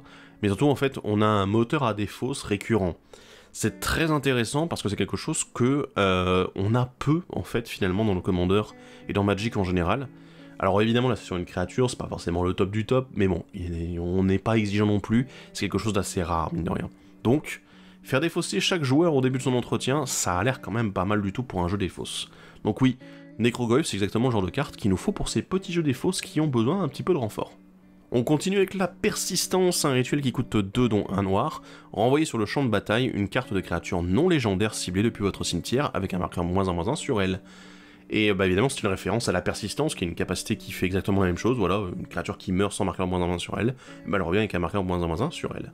Voilà, c'est une bonne carte. On est sur une carte de réanimation qui ne coûte que 2 mana, c'est relativement peu. On est sur une carte aussi, bon, qui ne peut pas réanimer les créatures légendaires. D'accord, en même temps, on ne peut pas tout avoir.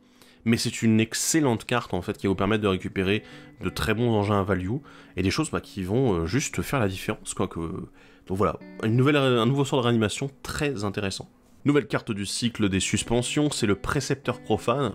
Ouais, vous le sentez venir, hein. C'est un rituel noir qui coûte 2, dont 1 noir pour mettre en suspension 2.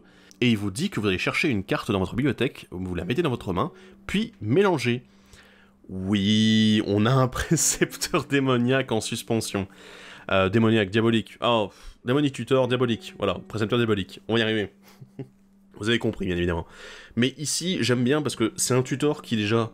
vous le placez à l'avance. C'est pas un tuteur qui va être joué directement au tour 2. Ça va être très peu possible. Voilà, évidemment, il y a encore une fois les cheating mana cost qui peuvent entrer en compte. Mais bien sûr, le précepteur profane, ici, on est sur quelque chose qui vous laisse le temps de préparer le reste du board éventuellement. Et bon, les adversaires vont le voir arriver, mais ils s'en fichent. Généralement, ça va être, ok, bon, on va devoir préparer l'arrivée plutôt de la carte qui est allée tutoriser plutôt que le tutor lui-même, bien sûr. Donc, très intéressant. Et oui, je pense que c'est une bonne carte, et ça va rentrer, c'est un nouveau tutor, donc je pense que ça va rentrer dans pas mal de decks. La tombe anonyme, un rituel qui coûte 2 dont 1 noir, cherchez une carte non légendaire dans votre bibliothèque, mettez cette carte dans votre cimetière, puis mélangez. C'est un tombe, hein, voilà. En tombe, c'était voilà, vous mettez une carte dans votre cimetière, ok, d'accord. Et tombe anonyme, bah, c'est juste non légendaire. Et je vais le dire quand même, voilà, comme je le pense, j'ai l'impression que le deck réanimator dans cette édition a subi de grosses upgrades, hein, voilà, vous avez vu les cartes dont j'ai parlé auparavant. Mais ici, voilà, la tombe anonyme, c'est vraiment une carte qui me fait dire, ouais, là il y a des trucs, je pense en CEDH, ça c'est jouable, hein, il y a des trucs, il y a des decks qui vont pouvoir l'exploiter un petit peu. Donc bon, vraiment très intéressant. Et bah on va parler d'une nouvelle carte de réanimator, c'est Fossoyeur Abject, un zombie psychagogue 2-2 pour 4 non 2 noirs, contact mortel, et quand il arrive sur champ de bataille, cherchez une carte dans votre bibliothèque et mettez-la dans votre cimetière puis mélangez. Et bah la même, c'est bien, voilà. C'est sur une créature, donc du coup on peut la blinker, la réanimer pour faire à nouveau son effet. Je peux pas dire grand chose d'autre, c'est juste une bonne carte. Passons maintenant au rouge avec le baiser du maître queue, un éphémère qui coûte 3 dont 2 rouges. Vous acquérez le contrôle du sort ciblé qui cible un seul permanent ou joueur. Copiez-le, puis sélectionnez des cibles au hasard pour le sort et la copie. Les nouvelles cibles ne peuvent pas être vous ou un permanent que vous contrôlez. Bien évidemment, j'ai envie de dire que là c'est du random. Voilà, on est sur du random, mais on est sur du random qui est maîtrisé. C'est-à-dire, contrairement au commandant dont j'ai parlé tout à l'heure, en IZ, ici on est sur du random contrôlé, puisque même si vous ne choisissez pas réellement les cibles, au moins ça ne peut plus être vous ou les permanents que vous contrôlez la cible. Donc c'est très intéressant, ça ressemble un peu à un ricochet, mais de manière un peu moins contrôlée, juste en disant ouais non mais c'est bon, c'est quasiment comme un contre-sort, et c'est juste pour mettre la patate sur les adversaires éventuellement et dire non non mais c'est pas moi, c'est juste hop je me protège. C'est un peu un sort de protection, voilà, c'est un peu beaucoup un sort de protection. On a ensuite Rapide et Furieux, que je vais nommer tout de suite en anglais, qui s'appelle Fast and Furious, oui, complètement.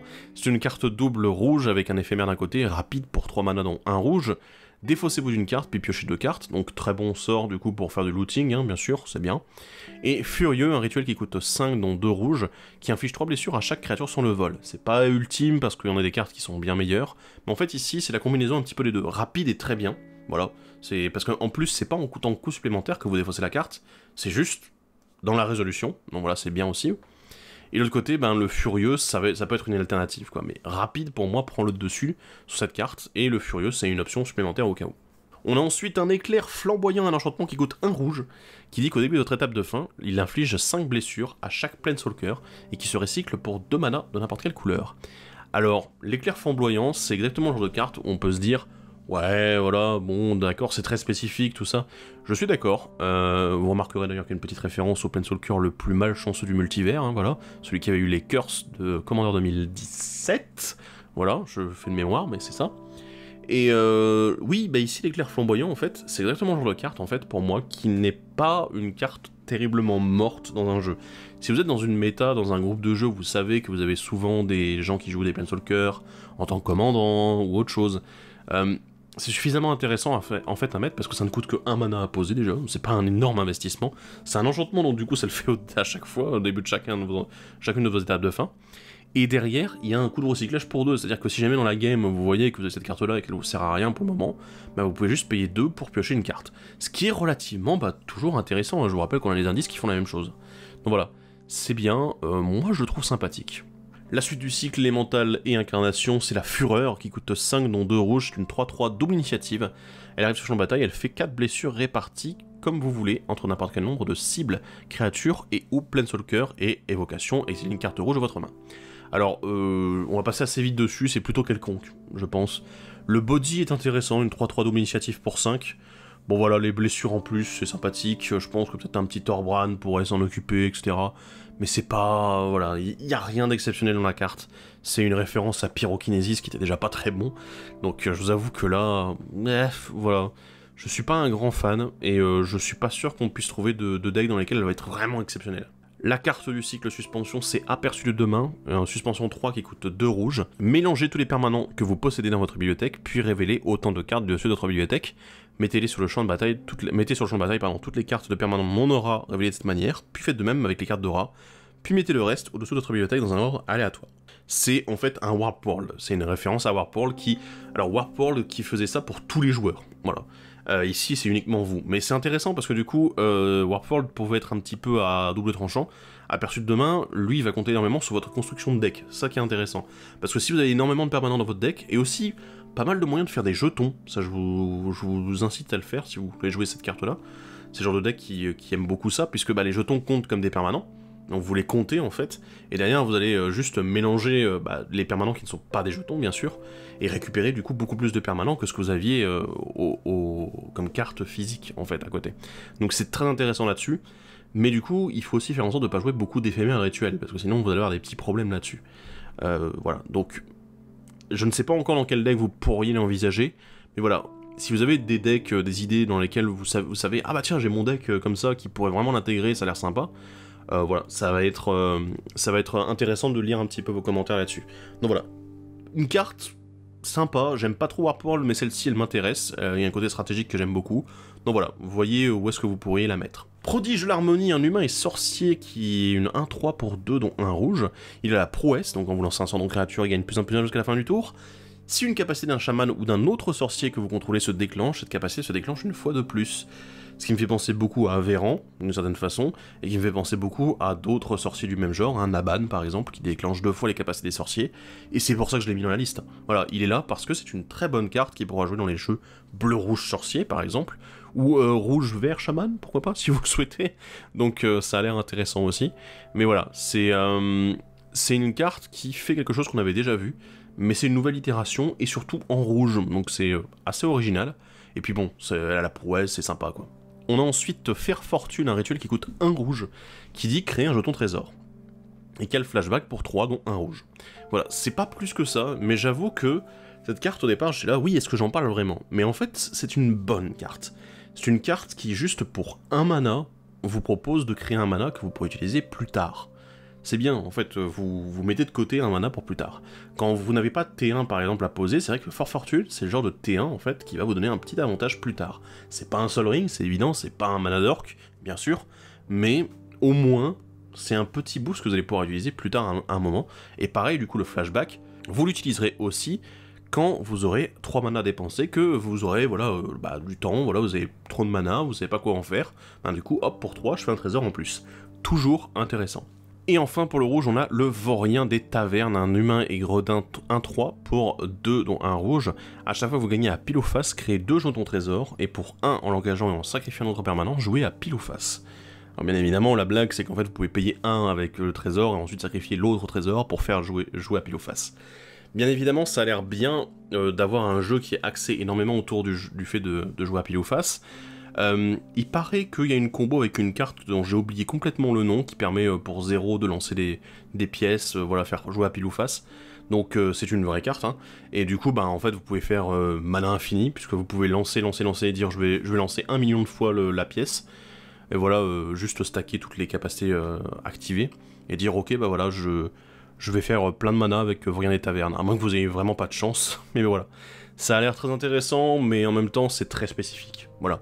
Je suis pas un grand fan des jeux qui jouent beaucoup avec le lancer de pièces, mais voilà, bah écoutez, ça existe. En vert, on a pas mal de bonnes choses en vert, encore une fois, oui. On va commencer avec le Crash Gland. Oui, oui. Un artefact qui coûte 3, dont 1 vert. Au début de votre entretien, vous pouvez sacrifier un jeton. Si vous faites ainsi, mettez un marqueur gland sur le Crash Gland. Les écureuils que vous contrôlez gagnent +1 pour chaque marqueur gland. Et pour 1 vert en l'engageant, vous créez un écureuil 1-1. Alors ici, bien évidemment, il y a le côté écureuil qui est très intéressant, voilà. Visiblement, les écureuils peuvent créer de la matière, hein, ils peuvent créer des glands, d'après ce que je vois sur l'image. Mais surtout, en fait, ici, ce qui m'intéresse, c'est bien évidemment la dernière capacité. C'est un générateur de jetons facile à utiliser. Ça coûte 3 mana à lancer, mais derrière, juste pour 1 mana, on fait un écureuil. C'est très intéressant parce qu'en fait, il n'y a pas beaucoup de permanents qui permettent de payer du mana comme ça pour faire des jetons. Alors vous allez me dire, oui, mais il y a Rhys par exemple. Oui, mais Rhys, ça coûte 3 pour faire un elfe par exemple. Là, le Crash Gland, il me demande que 1 mana. Voilà, même si lui, il coûte plus cher, bah moi, sa capacité activée, elle coûte beaucoup moins cher. C'est un artefact, donc du coup, c'est pas une créature. C'est intéressant. Et en ayant à côté des enchantements, des créatures qui créent des jetons de manière régulière en capacité déclenchée et non pas activée, bah c'est vrai que c'est un bon complément pour les jeux jetons en fait, le Crash Gland, parce que du coup vous contrôlez quand est-ce que vous créez des jetons.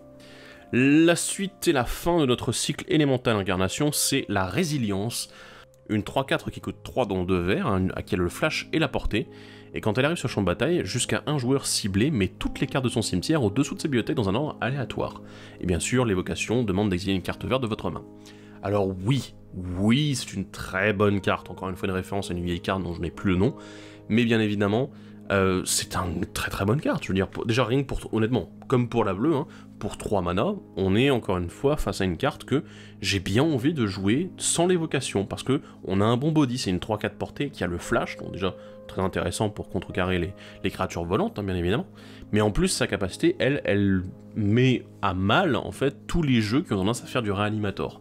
Donc c'est vrai que y a beaucoup de choses intéressantes ici. Donc voilà, Résilience, une très bonne carte verte. Le briseur de fondation, un élémental qui coûte 4 dont 1 vert, c'est une 2-2. Quand elle arrive sur le champ de bataille, vous pouvez détruire un artefact ciblé ou un enchantement ciblé. Et ça a un coût d'évocation pour 2 dont 1 vert. Voilà, donc vous le sacrifiez quand vous le lancez avec son coût d'évocation.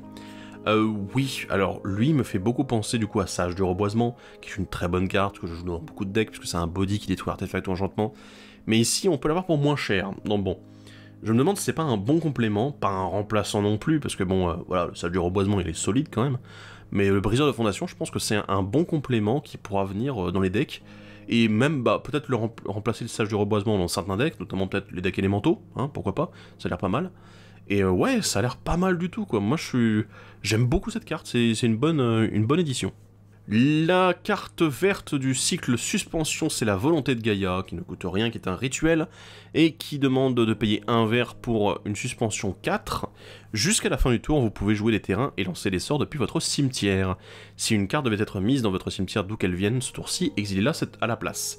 C'est évidemment une référence à la volonté de Yogg-Saibol, qui fait la même chose en noir, et qui est un petit peu con, hein, voilà, on va le dire tout de suite, mais globalement, Volonté de Gaïa, c'est une excellente carte, on va le dire tout de suite, puisque, ben, c'est exactement ce que Volonté de Yogg-Saibol peut faire, des tours débiles.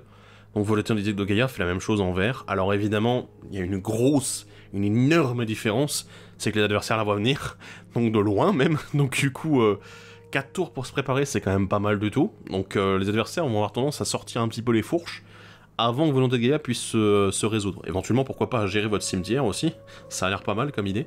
Donc voilà, c'est le genre de sort, en fait, je pense, qui typiquement, vu le niveau de menace qu'il y a derrière, avec la volonté de Gaïa, je pense que c'est exactement le genre de sort qu'il faut essayer de cheater d'une manière ou d'une autre. Parce que, en dehors de ça, ça va vraiment être un truc qui va arriver, les gens vont le voir et vont dire « Ok, on doit se préparer tout de suite. » Sinon, vous allez avoir des problèmes, en fait. L'ignoble hiérarche, un gobelin et chaman 0-1 qui coûte 1 vert, il a l'exaltation, donc chaque fois qu'une créature que vous contrôlez attaque seule, elle gagne +1/+1 jusqu'à la fin du tour, et il s'engage pour faire un noir, un rouge ou un vert. Et oui, c'est un copycat du noble hiérarche qui lui faisait du blanc, du bleu et du vert, qui était exactement la même créature. Voilà, sauf que c'était pas un gobelin et chaman, donc voilà. Vous l'aurez compris, ici on est sur voilà, le copycat, et bien sûr, ben, c'est une très bonne carte, quoi, je veux dire, Noble Hiérarche c'était bien pour les jeux qui jouaient blanc-bleu-vert, ici, Ignoble Hiérarche ça va être très bien pour les jeux qui jouent noir-rouge-vert, voilà, donc à intégrer dans vos decks. Le Semeur de Faille, un elfe et druide 1-3 qui coûte 3 dans 1 vert, il s'engage pour ajouter un mana de la couleur de votre choix. Et derrière, Suspension 2 pour 1 vert. Alors, si vous le regardez d'un peu plus près au niveau de l'illustration, en fait c'est une référence à la carte à la recherche de demain, qui coûte elle aussi 3 mana et qui coûte 1 en suspension pour une suspension 2, et qui va chercher un terrain de base qui arrive directement en jeu de dégager. Et en fait, ben, c'est la même carte, voilà, à la recherche de demain, c'est le sort que lance le Semeur de Faille, en fait. Et ce qui est bien, en fait, ce qui me fait beaucoup rire, c'est que le Semeur de Faille, c'est un nouveau druide qui, à mon avis, pourrait être intégré dans beaucoup de decks, parce que bah, c'est un druide déjà qui va gagner la célérité en suspension, donc ça c'est pas mal non plus, et surtout qui fait n'importe quelle couleur de mana. Voilà, donc globalement vous payez un mana au tour 1, et au tour 3 il sera là, il pourra vous faire du mana tout de suite parce qu'il a la célérité, et il pourra faire le mana de la couleur de votre choix. Donc ça reste assez rentable on dirait, hein. Oui, ça a l'air quand même. Tisseuse du Sanctuaire, une créature enchantement dryade 0-2 pour 2 dont 1 vert, vous l'engagez, vous ajoutez X mana de la couleur de votre choix, X étant le nombre d'enchantements que vous contrôlez. Alors on avait le Sanctuaire de Serra en terrain en blanc, qui faisait du blanc pour autant d'enchantements que vous contrôliez, et ben le Tisseuse du Sanctuaire, bah là c'est en vert et ça fait n'importe quelle couleur. Voilà.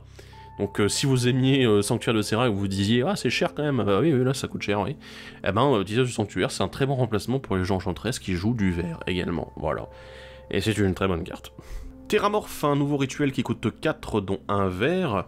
cherchez dans votre bibliothèque une carte de terrain de base, mettez-la sur le champ de bataille, puis mélangez. Et elle a le rebond, c'est-à-dire que si vous le lancez depuis votre main, vous l'exilez au moment où vous allez le résoudre, donc à la fin voilà, de la résolution. Au début de votre prochain entretien, pardon, vous pouvez lancer cette carte depuis l'exil sans payer son coup de mana. Je vous avoue que c'est un sort qui m'intéresse beaucoup parce qu'on est sur un nouveau sort de rampe à 4. Alors vous allez me dire, oui mais attends, là il va chercher qu'un terrain. Oui mais en fait techniquement il va chercher 2 terrains qui arrivent directement dégagés. C'est-à-dire que vous avez payé 4 mana mais vous allez déjà en récupérer un au moment où vous le lancez. Et au début de votre prochain entretien, vous irez chercher encore un terrain derrière. Donc voilà, c'est assez intéressant quand même parce que c'est finalement 2 terrains de base qui arrivent dégagés, même s'ils arrivent en 2 vitesses, 2 temps. Mais voilà, je pense que c'est intéressant, c'est un bon complément à d'autres sorts de tutors, de terrains, de rampes qui existent. Donc voilà, Terramorph à regarder de près. Témoin intemporel, un humain et chaman 2-1 pour 4 dont 2 verts. Quand il arrive sur le champ de bataille, renvoyez une carte ciblée depuis votre cimetière dans votre main. Éternalisation pour 7, donc vous pouvez payer 7 dont 2 verts. Pour exiler cette carte de votre cimetière, écrivez un jeton qui est une copie, excepté que c'est un zombie humain chaman 4-4 noir sans coup de mana. Et vous pouvez le faire uniquement en rituel, bien sûr, l'éternalisation. Alors c'est évidemment, encore une fois, une référence à témoin éternel, et ici l'avantage c'est que le témoin intemporel, il fait la même chose, il coûte 1 mana de plus, mais derrière il peut s'éternaliser pour faire à nouveau sa capacité avec un jeton. Voilà, je trouve assez intéressant, un bon complément, un nouveau témoin éternel en plus, ça fait plaisir. Approvisionneuse infatigable, un elfe éclaireur 3-2 pour 3 dont un vert, qui a le touche-terre. Chaque fois qu'un terrain arrive sur le champ de bataille sur votre contrôle, créez un jeton de nourriture ou un jeton trésor. Et honnêtement, c'est débile. Pour ceux qui pensaient que Cobra Lotus était vraiment fort, ici on a approvisionneuse infatigable, parce que la nourriture on s'en fout globalement. On va être assez honnête à moins que vous jouiez vraiment un jeu nourriture, mais globalement le fait d'avoir du mana supplémentaire sous la forme d'un trésor, qui est quand même différent de juste on rajoute un mana dans la réserve, avec le Cobra Lotus, du coup c'est quand même du mana qu'on pourra utiliser plus tard, à n'importe quel moment qu'on veut. Donc c'est fort, c'est bien, je pense que tous les jeux touche-terre, avec beaucoup de landes qui veulent ramper rapidement, gagner du mana, c'est le genre de truc qu'on va rentrer tout de suite, quoi, il n'y a pas de défaut. Et enfin, pour finir le vert, on a le commandement verdoyant, un éphémère qui coûte 2 dont 1 vert. Vous choisissez 2 modes, soit un joueur ciblé crée 2 jetons de créatures 1-1 écureuil engagé, soit contrecarrer une capacité de loyauté ciblée d'un planeswalker, soit exiler une carte ciblée depuis un cimetière, soit un joueur ciblé gagne 3 points de vie. Je vous avoue que le dernier mode, 3 points de vie, voilà, ça va être très situationnel, si vous êtes vraiment dans une situation un petit peu désespérée, où vous dites, allez, on va peut-être gagner 3 points de vie, ça va faire plaisir. Mais bon. Je pense que le premier mode va être celui que vous allez sélectionner très souvent, voire quasiment à chaque fois. Voilà, faire 2 jetons pour 2 mana en éphémère, c'est quand même déjà fort. Et en plus, derrière, vous avez l'avantage de pouvoir choisir autre chose en plus. Donc, contrecarrer les capacités de loyauté d'un planeswalker, pourquoi pas, c'est bien, je trouve que c'est intéressant. On en voit de plus en plus, donc c'est globalement assez intéressant. Et exiler une carte ciblée d'un cimetière, évidemment, vu le nombre de cartes et de decks qui jouent autour des cimetières, ça a l'air quand même intéressant. Donc je pense que le commandant verdoyant, de manière générale, c'est une carte assez situationnelle, mais au moins qui est déjà un mode de base que vous allez choisir pour avoir des petites bébêtes en plus. Donc bon, c'est intéressant et je pense que ça sera joué dans certains decks verts. Parlons maintenant des cartes multicolores, on en a quelques-unes qu'on doit aborder, et on va commencer avec une chrysalide du cartel, un artefact qui coûte un vert et un bleu. Les jetons de créatures que vous contrôlez, on le vole. Et pour 4 dont un vert et un bleu, en engageant et en sacrifiant un jeton, vous créez une 4-4 bête, et n'activez cela que lorsque vous pourriez lancer un rituel. Je vous avoue que la deuxième capacité, on s'en fout un peu. C'est bien parce que vous pouvez recycler par exemple vos écureuils pour en faire des 4-4 bêtes, ça a l'air sympa, mais c'est pas non plus, voilà, c'est pas non plus le but. Le fait que les jetons de créatures gagnent le vol, ça c'est quand même un petit peu débile. Ça me fait penser à cette créature en blanc-bleu de Amonkhet qui faisait pareil et qui donnait le vol et la vigilance à vos créatures jetons. Donc voilà, mais ici c'est en bleu-vert et ça tombe bien, il paraît qu'on a eu un deck Quandrix qui est récemment parlé de jetons en Commander 2021. Donc voilà, il y a une certaine logique là-dedans et ça a l'air pas mal du tout, quoi, c'est une bonne idée. Dakon, tueur d'ombre, notre premier Planeswalker, un Planeswalker Dakon, qui arrive avec 0 loyauté, qui coûte un blanc, un bleu et un noir. Il arrive avec un nombre de marqueurs loyauté sur lui équivalent au nombre de terrains que vous contrôlez. Et oui, donc Dakon c'est lui qui a fait la Black Blade, la lame noire, et évidemment comme ça comptait sur les terrains, Dakon lui aussi il le fait. Le plus 1 dit surveiller 2, donc vous regardez les 2 cartes de votre bibliothèque, vous pouvez mettre n'importe quel nombre d'entre elles dans votre cimetière et le reste dans l'ordre de votre choix au-dessus de votre bibliothèque. -3, exiler une créature ciblée. -6, vous pouvez mettre sur le champ de bataille une carte d'artefact depuis votre main ou votre cimetière. Alors, J'aime bien surveiller 2, c'est toujours une capacité qui m'intéresse beaucoup, surtout quand on a du noir à côté qu'on peut faire un petit peu de réanimation. Le -3 est juste efficace, je veux dire, exiler une créature, point. Pas de point de vie à gagner pour l'adversaire, pas de conditions à remplir, juste exiler, point. Voilà, ça c'est direct, c'est efficace. Et derrière, la réanimation d'artefacts, ça a l'air intéressant, et du coup ça me donne envie de dire que Dagon sera plus à jouer éventuellement dans un deck réanimateur artefact. On est en Esper, donc du coup c'est une tricolorité qui évoque beaucoup de choses parmi les vieux joueurs hein, au niveau des artefacts. Donc je pense que ça va être le but d'un deck dans lequel Dagon va être intégré. Ça va être soit je fais réanimateur, soit je fais réanimateur artefact, et je peux éventuellement cheater le coup de mana de certains gros artefacts que j'ai dans la main. Donc vraiment intéressant. Sphinx est remonté, une créature artefact Sphinx qui coûte 9, dont un blanc et un bleu. Elle est 4-4, elle a l'affinité pour les artefacts, c'est-à-dire que ce sort coûte 1 de moins à lancer pour chaque artefact que vous contrôlez. Elle a le vol, et elle a la cascade. Donc quand vous lancez ce sort, exilez les cartes de dessus de votre bibliothèque jusqu'à ce que vous exiliez une carte non-terrain avec une valeur de mana inférieure. Vous pouvez la lancer sans payer son coût de mana. Mettez les cartes exilées au-dessous de votre bibliothèque dans un ordre aléatoire. Ici, ce qui m'intéresse beaucoup, parce que vous pourriez dire, mais attends, ça va, c'est pas non plus, ça coûte 9. Le truc, c'est que non, ça ne coûte pas 9. Voilà, ça ne coûtera jamais 9. Parce que, évidemment, en commandeur, on joue beaucoup d'artefacts en général. Ici, enfin, on est en blanc-bleu, ça veut dire un peu Esper aussi, encore une fois. Donc, globalement, on sait qu'il va y avoir pas mal d'artefacts, qu'on va probablement jouer ça dans un deck artefact. Et surtout, ce qui est débile, c'est le fait que, justement, on a cascade et affinité sur la même carte. Parce que du coup, vous pouvez très bien payer juste un blanc, un bleu, parce que vous avez 7 artefacts sur le champ de bataille. Ouais, c'est pas infaisable, hein. Surtout avec les jetons trésors qui sont faits dans l'édition en plus. Et derrière, vous allez cascader sur le prochain sort qui coûte 8 ou moins de votre bibliothèque. Donc il coûte moins de 9, quoi. Et oui, parce que techniquement, la cascade ne prend pas en compte le coût que vous avez payé pour le sort, elle prend en compte la valeur de mana du sort, c'est-à-dire, enfin, de la carte, quoi. Donc du coup, 9. C'est assez impressionnant, et je pense que c'est une carte qui peut donner lieu à certaines boucles à value assez intéressantes. À partir du moment où on arrive à bien maîtriser éventuellement le dessus de la bibliothèque, ça c'est marrant. Et puis voilà, et qu'on peut éventuellement bouncer aussi, en renvoyant la main le Sphinx. Ça peut être débile, voilà. Nouveau Planeswalker, Geyadron Diada, un Planeswalker Diada, qui coûte 4, dont un bleu, un noir et un rouge, et qui arrive avec 4 de loyauté. Elle a la protection contre les permanents qui ont des marqueurs corruption sur eux. Le +1 dit chaque adversaire perd 2 points de vie et vous gagnez 2 points de vie. Mettez un marqueur corruption sur jusqu'à une autre cible, créature ou planeswalker. Le -3 dit acquérir le contrôle d'une cible, créature ou planeswalker jusqu'à la fin du tour, dégagez-la et mettez un marqueur corruption sur elle. Elle acquiert la sévérité jusqu'à la fin du tour. Et le -7 dit acquérir le contrôle de chaque permanent avec un marqueur corruption sur lui. On va le dire tout de suite, le -7 il a l'air quand même compliqué, parce que vu que la seule façon de mettre des marqueurs corruption ça va être les capacités de Diada, je vais y arriver, ça va être globalement assez complexe, parce que du coup ça veut dire qu'on peut compter uniquement sur le +1 et le -3 pour mettre des marqueurs. Donc oui, ça va être un petit peu mou en commandeur pour récupérer beaucoup de créatures d'un coup. Donc je pense qu'on va s'intéresser plus au +1 et au -3. J'aime bien déjà le passif qui dit, voilà, globalement on a cette protection contre les cartes justement, où Diada voulait se protéger, contre lesquelles Diada voulait se protéger.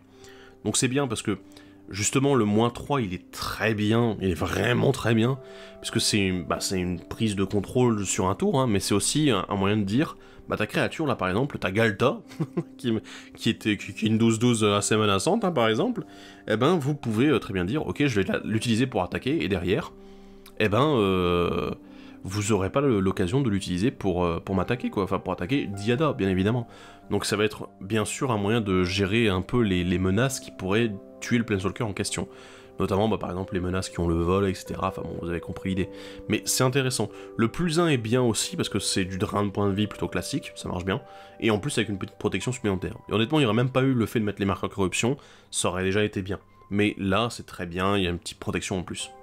Donc ouais, un bon Planeswalker, même si l'ulti, en multijoueur, va être un petit peu compliqué à utiliser. On a ensuite Grist, la marée affamée, qui est un Planeswalker Grist, qui coûte 3 dont un noir et un vert, il arrive avec 3 de loyauté.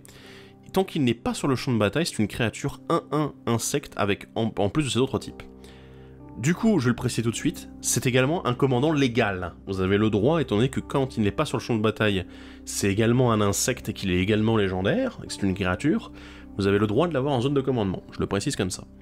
Le +1 dit créer un jeton de créature 1-1 noir et vert insecte, puis meuler une carte. Si une carte d'insecte a été mêlée de cette manière, mettez un marqueur de loyauté sur Grist et répétez ce processus. Le -2, vous pouvez sacrifier une créature, quand vous faites ainsi, détruisez une cible, créature ou planeswalker. Et le -5, chaque adversaire perd un nombre de points de vie égal au nombre de cartes de créatures dans votre cimetière.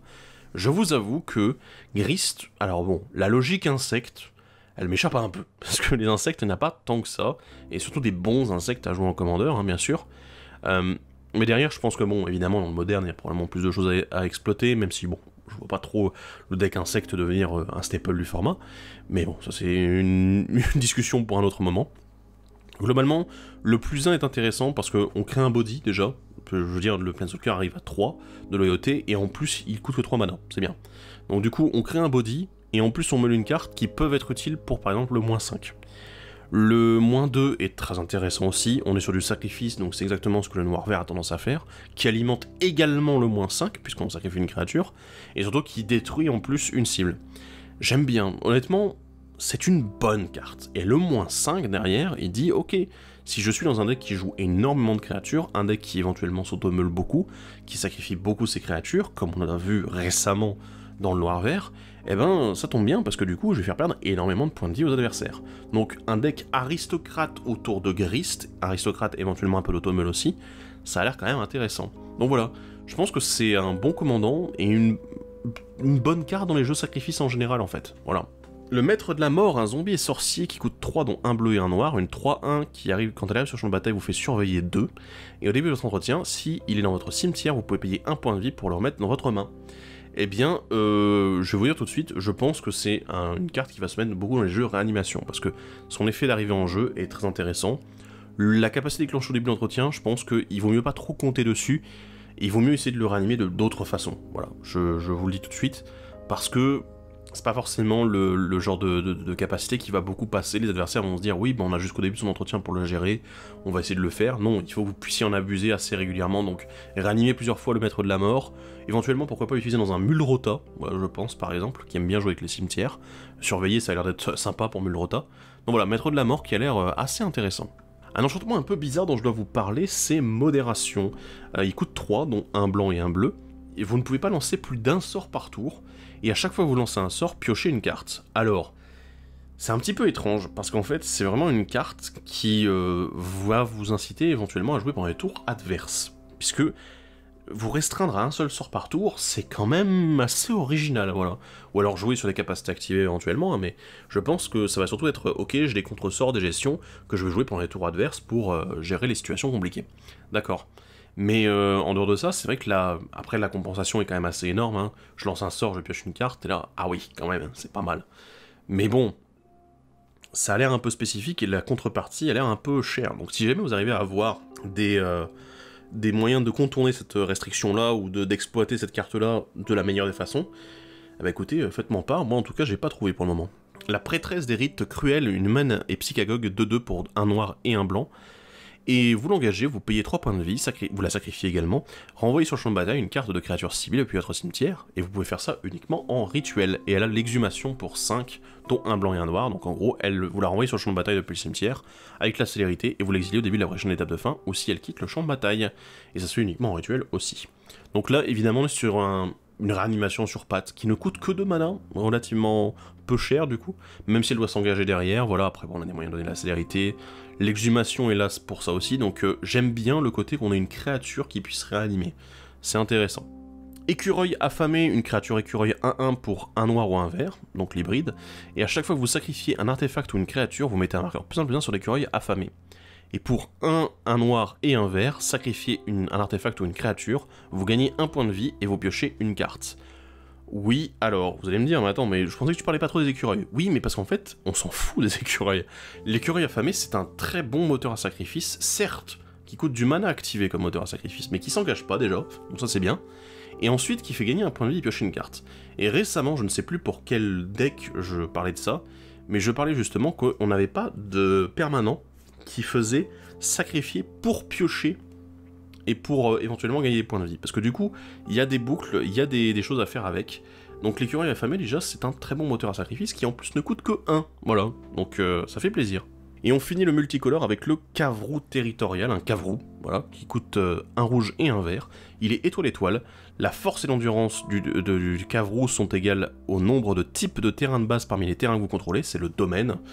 Et à chaque fois qu'il attaque, vous choisissez l'un, donc défaussez-vous d'une carte si vous faites ainsi piocher une carte, ou exilez jusqu'à une carte ciblée depuis un cimetière.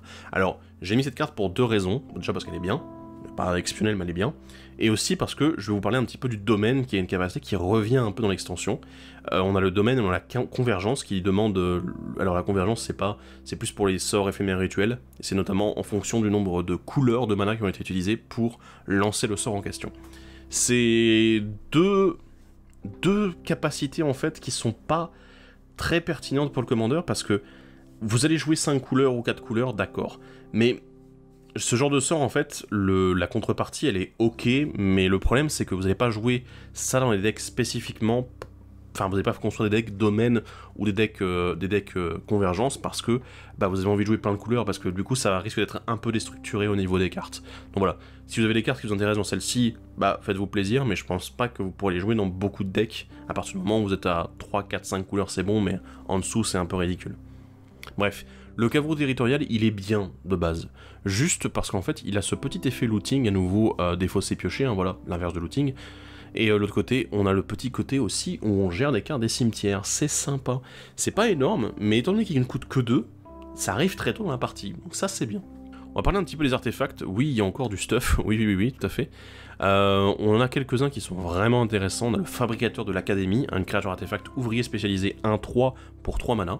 Si vous deviez créer un jeton indice nourriture au trésor, à la place, créez un jeton de chaque, pardon. Et ben ouais, ok, d'accord. Donc du coup, je crée un trésor et je fais en plus un indice à côté qui me fera piocher, je fais de la nourriture. C'est très intéressant parce que même sans prendre en compte le type d'artefacts qu'on va créer, de jetons qu'on va créer, eh ben l'avantage c'est que ce sont des artefacts justement. Et du coup, il y a moyen de les exploiter d'une certaine façon. Ça peut être par exemple les sacrifier pour piocher, pour infliger des blessures, les engager pour infliger des blessures, ça existe aussi. Donc voilà, il y a plein de choses à faire autour. Et mine de rien, bah, c'est quand même pas mal, hein. Ça fait qu'on a potentiellement un jeu indice, trésor et nourriture qui peut voir le jour, dans une tricolorité probablement blanc-bleu-vert, hein, voilà, même s'il y a d'autres couleurs qui peuvent créer des jetons, le trésor par exemple, le rouge est très bien aussi. Mais voilà, on a quelque chose de très intéressant, et le fabricateur de l'académie, bah, il s'intégrera dans ces types de decks-là, qui veulent jouer sur un des types de jetons, ou même plusieurs. Le Dermotaxi, un artefact véhicule 0-0 qui coûte 2, il a l'empreinte au moment où il arrive sur le champ de bataille, vous exilez une carte de créature depuis un cimetière. Vous engagez 2 créatures dégagées que vous contrôlez. Jusqu'à la fin du tour, le Dermotaxi devient une copie de la carte exilée, excepté que c'est un artefact véhicule en plus de ses autres types. C'est très bien, parce que du coup c'est pour 2 mana, et juste en engageant 2 créatures, peu importe leur force, c'est pas du vrai pilotage, et ben techniquement vous avez réussi à faire une copie d'une créature que vous avez peut-être perdue. Donc sans faire de la réanimation, c'est un peu de la nécromancie quand même, d'une certaine façon. Ou plutôt, je devrais dire de la taxidermie, vu le... Voilà, hein, vu la carte, comment elle est fichue, il paraît que voilà, il y a une petite référence là-dessus. Mais oui, je trouve que c'est une très bonne carte. Après voilà, c'est le genre de carte que vous allez jouer aussi beaucoup si vous pouvez jouer avec les cimetières adverses, si vous pouvez jouer avec votre propre cimetière, que vous aimez bien jouer avec votre propre cimetière. Même si bah, vous exilez la carte, voilà, ça peut toujours être intéressant. Caldra Parachevé, un artefact légendaire équipement qui coûte 7 mana, qui est une arme vivante, c'est-à-dire que quand elle arrive sur le champ de bataille, vous créez une 0-0 germe phyrexiane à laquelle vous attachez directement Caldra Parachevé. Elle a l'indestructible, Caldra Parachevé, et elle donne à la créature équipée +5/+5, l'initiative, le piétinement, l'indestructible, la célérité, et à chaque fois que cette créature inflige des blessures de combat à une créature, exilez cette créature. Et elle a un équipement de 7. C'est puissant, voilà, je vous avoue. C'est la version Phyrexiane de Caldra qui est un petit peu vénère, hein, on va se le dire tout de suite. C'est très bien, mais je vous avoue que derrière, je pense que tous les jeux qui veulent jouer équipement, donc je pense par exemple à Willette, à ceux qui vont utiliser des trucs qui permettent par exemple de cheater les coups d'équipement, et bien ils vont l'exploiter non pas comme arme vivante, mais juste parce que ça va être un gros équipement de bourrin. Parce que voilà, indestructible et qui donne l'indestructible à la créature équipée, c'est quand même assez violent, on va le dire tout de suite. Donc ouais, c'est une très bonne carte, voilà, pour les jeux équipements. La torque de Liquimetal, qui coûte 2, c'est un artefact qui fait du mana incolore en s'engageant, ou bien vous l'engagez, et vous dites qu'un permanent non-terrain ciblé devient un artefact en plus de ses autres types, jusqu'à la fin du tour. Il y a des choses à faire. Je pense que dans les jeux même Narc, ceux qui veulent jouer aussi sur le fait que vous ayez beaucoup d'artefacts dans votre deck, par exemple, ça a l'air quand même super intéressant de pouvoir jouer sur le jeu de cartes. Moi je pense que Saeli, par exemple, je vais la rentrer, hein, voilà dedans. C'est un caillou, déjà, donc c'est bien. Je veux dire, c'est ça qui est intéressant. On a un caillou incolore qui coûte 2, qui est bien, qui pourra jouer dans les jeux artefacts en plus à côté, donc c'est vraiment, vraiment sympa. On a l'Urtikis, c'est un artefact équipement qui coûte 3, et c'est une arme vivante lui aussi, voilà, donc vous aurez votre petite germe pour l'équiper tout de suite, et la créature équipée gagne +1/+1 pour chaque artefact et ou enchantement que vous contrôlez, et avec un coût d'équipement de 2. Ça me fait beaucoup penser à l'enchantement Tout ce qui brille, voilà, qui fait pareil, hein, +1/+1 pour chaque artefact et enchantement. Et c'est vrai que là c'est pareil en fait, c'est très bien, ça rentrera bien dans les jeux qui jouent beaucoup d'enchantements, équipements, artefacts. Si jamais vous voulez jouer Voltron, hein, je pense que Alela par exemple va se faire plaisir, il y en a d'autres, les jeux, évidemment tous les jeux équipements vont avoir tendance à le jouer aussi. C'est vraiment bien, et l'équipement n'est pas cher en plus, hein. Voilà, la carte en elle-même n'est pas chère, 3 mana pour la lancer et 2 mana pour l'équiper, c'est relativement peu, voilà. Donc une bonne carte pour tous les jeux, enchantement, artefact, équipement, aura, voilà. Alors vous ne croirez pas à ce que vous allez entendre, mais il y a eu un croisement entre un ornithoptère et un oiseau de paradis. Ça s'appelle l'ornithoptère de paradis, ça coûte 2 mana, c'est une 0/2 créature artefact mécanoptère qui a le vol, et qui s'engage pour faire un mana de la couleur de votre choix. Je suis très fan de la carte, parce que oiseau de paradis, j'aimais beaucoup ça, c'est une carte que j'adore. Et c'est vrai que c'est un peu dommage dans certaines couleurs qu'on ne puisse pas avoir d'accélérateur de mana, notamment des dorks, etc. Mais celui-ci, il est très bien. Je pense qu'il y a beaucoup de decks qui vont l'intégrer à partir du moment où ils voudront accélérer la vitesse à laquelle ils font du mana. Alors oui, il coûte 2, il coûte pas 1, mais bon, c'est une 0/2. Donc il a un petit avantage par rapport à l'oiseau de paradis, et surtout, il est artefact, donc vous pouvez le jouer dans n'importe quel jeu. C'est très bien, j'aime beaucoup cette carte, et je pense qu'il y a pas mal de decks qui vont l'intégrer. On finit notre cycle des cartes avec la suspension, avec le talisman solaire, vous avez bien entendu, oui, un artefact qui ne coûte pas de mana, mais qui, en suspension 3 pour 1 mana, voilà, et qui fait, attention, accrochez-vous, vous l'engagez, vous faites 2 mana incolores. Et oui, donc c'est un anneau solaire qui se met en suspension, et je vous avoue que, c'est très bien. Il est très bien ce talisman solaire. C'est pas ultime, voilà, on n'est pas sur anneau solaire, on n'est pas au même niveau, hein, voilà. On est sur un anneau solaire qui se met en suspension, donc c'est pas non plus exceptionnel, ça va pas être le truc qui va arriver T1. Par contre, c'est vrai que, en tant que boost de mana qui va arriver au tour 4 par exemple, ça a l'air plutôt pas mal quoi. Donc bon, c'est un petit boost sympa, c'est un bel anneau solaire. Après derrière, voilà, si vous avez les moyens de le réanimer directement du cimetière, de cheater le coup de mana d'une manière ou d'une autre, ça c'est plus compliqué sur un artefact, hein. Mais globalement, ça peut être intéressant aussi de pouvoir le lancer pour 0, hein, voilà. Donc il y a qui vont dire, attends, c'est le mana crypt et tout. Non mais non, il faut quand même un setup pour le mettre en place. Mais voilà, c'est très intéressant, j'aime beaucoup cette carte, je pense que ce talisman solaire, cet anneau solaire bis, il va pas être joué partout. Voilà, ne le mettez pas partout parce que c'est un peu ridicule. Mais à partir du moment où il pourrait être utile au moment où il arrive en jeu, donc un peu plus tard dans la partie, hein, puisqu'il y a suspension 3 quand même, c'est le moment où vous allez pouvoir le rentrer dans le deck. Vous dites, ok, d'accord, s'il arrive plus tard, c'est pas un problème dans mon deck, ce sera toujours utile. Donc, c'est une bonne chose, vous pouvez l'intégrer en effet. On continue le cycle des épées qui avait été continué durant Modern Horizon 1, et ici on a une nouvelle épée, c'est l'épée d'âtre et de foyer, un artefact équipement qui coûte 3, qui s'équipe pour 2, la créature équipée gagne +2/+2 et la protection contre le vert et le blanc, c'est donc l'épée blanc-verte, et à chaque fois que la créature équipée inflige des blessures de combat à un joueur, exilez jusqu'à une créature ciblée que vous possédez, puis cherchez dans votre bibliothèque une carte de terrain de base, mettez ces 2 cartes sur le champ de bataille sous votre contrôle, puis mélangez. Je suis très fan de cette épée, pour beaucoup de raisons. Bon déjà, c'est blanc-vert, donc c'est plutôt sympa, mais ce qui m'intéresse beaucoup en fait ici, alors bien sûr, c'est la capacité déclenchée au moment des blessures infligées, hein, voilà, parce qu'on a une capacité de blink, mais attention, une capacité de blink très particulière. Le blink, généralement, c'est vous exilez une créature que vous contrôlez et vous la renvoyez sous le contrôle de son propriétaire, ou, dans le meilleur des cas, sous votre contrôle. C'est très rare, mais ça existe. Mais ici, on est dans un cas exceptionnel. C'est vous exilez jusqu'à une créature ciblée que vous possédez, donc avec laquelle vous avez commencé la partie dans votre deck. Et ça, c'est extrêmement rare. Il me semble pas d'ailleurs que l'on ait d'autres en tête, de comme ça. Pour la renvoyer ensuite sur votre champ de bataille, c'est quand même pas mal du tout, parce que si jamais quelqu'un en a pris le contrôle d'une manière ou d'une autre, vous pouvez la récupérer. C'est quand même assez dingue. Donc ça c'est très bien. De l'autre côté, on a un tutor pour aller chercher, enfin on a un ramp, hein, mais alors en plus c'est un ramp qui fait arriver la carte dégagée, rendez-vous compte, donc une carte de terrain de base qui arrive dégagée en jeu, et en plus vous récupérez une de vos créatures, vous refaites à nouveau ses capacités déclenchées. Vraiment, c'est une excellente épée. Je la trouve très bien. Si vous jouez Blink, si vous les jouez avec les effets d'arrivée en jeu, ça va être une très bonne carte. Évidemment, voilà, si vous jouez les jeux équipements, vous pouvez la jouer peu importe les couleurs, hein. C'est juste une référence aux couleurs vertes et blanc, mais comme toutes les épées, vous pouvez les jouer dans n'importe quel deck. C'est très intéressant, on a du ramp, donc du coup ça peut plaire à d'autres jeux en dehors du vert, c'est ça qui est bien. Et on a du Blink, donc vraiment, waouh. Et on finit les artefacts avec le Miroir du Vide, un artefact qui coûte 2, et qui dit à chaque fois qu'un joueur lance un sort, si aucun mana coloré n'a été dépensé pour le lancer, contrecarrer ce sort. C'est une bonne carte, mais j'ai entendu les gens me dire « Oui, mais attends, ça devrait être banni et tout ça !» Je suis désolé les gars, mais je vais expliquer un peu le pourquoi du comment. Non, ça n'arrivera jamais, parce qu'en fait, c'est une carte qui est très fair. Vous allez me dire « Oui, mais les jeux qui jouent 100% artefacts, les jeux qui jouent full incolore, voilà, tout simplement, hein. Les jeux Eldrazi par exemple, ils vont être complètement annihilés par cette carte-là. Oui, je suis d'accord. D'ailleurs, aussi les jeux qui jouent avec beaucoup de cheating mana cost, hein, le fait de ne pas payer les coups de mana. Parce que du coup, comme vous ne payez pas de coups, techniquement, vous n'avez pas payé de mana coloré non plus, si vous n'avez pas payé de mana. Donc voilà, vous contrecarrez le sort automatiquement. Mais le problème, c'est que c'est tellement spécifique, vous avez rencontré beaucoup de jeux qui jouent incolore, en fait. Moi, je pense que depuis ces 3 dernières années, j'ai dû en jouer 2 ou 3 parties contre des jeux comme ça. Hein. Et là, ok, d'accord.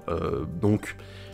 ça m'arrive pas souvent, déjà, donc je pense que c'est pas un truc qui va être mis à fond. Et puis derrière, le fait que les gens cheatent les coups de mana, c'est un truc... il y a d'autres cartes qui le font mieux, en fait, de gérer ça. Et surtout, c'est une carte très spécifique qui ne fait rien si jamais ça n'arrive pas.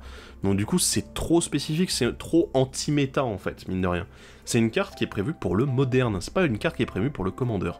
Donc du coup, non, elle ne sera pas bannie, et non, ne la mettez pas partout. Voilà, ça ne sert à rien, honnêtement, à moins que vous jouiez en CEDH et que vous savez qu'il y a des gens qui jouent beaucoup de sorts qui ne coûtent rien, voilà. Mais le problème, c'est que ça contrecarre également vos sorts à vous, c'est ça aussi, donc voilà.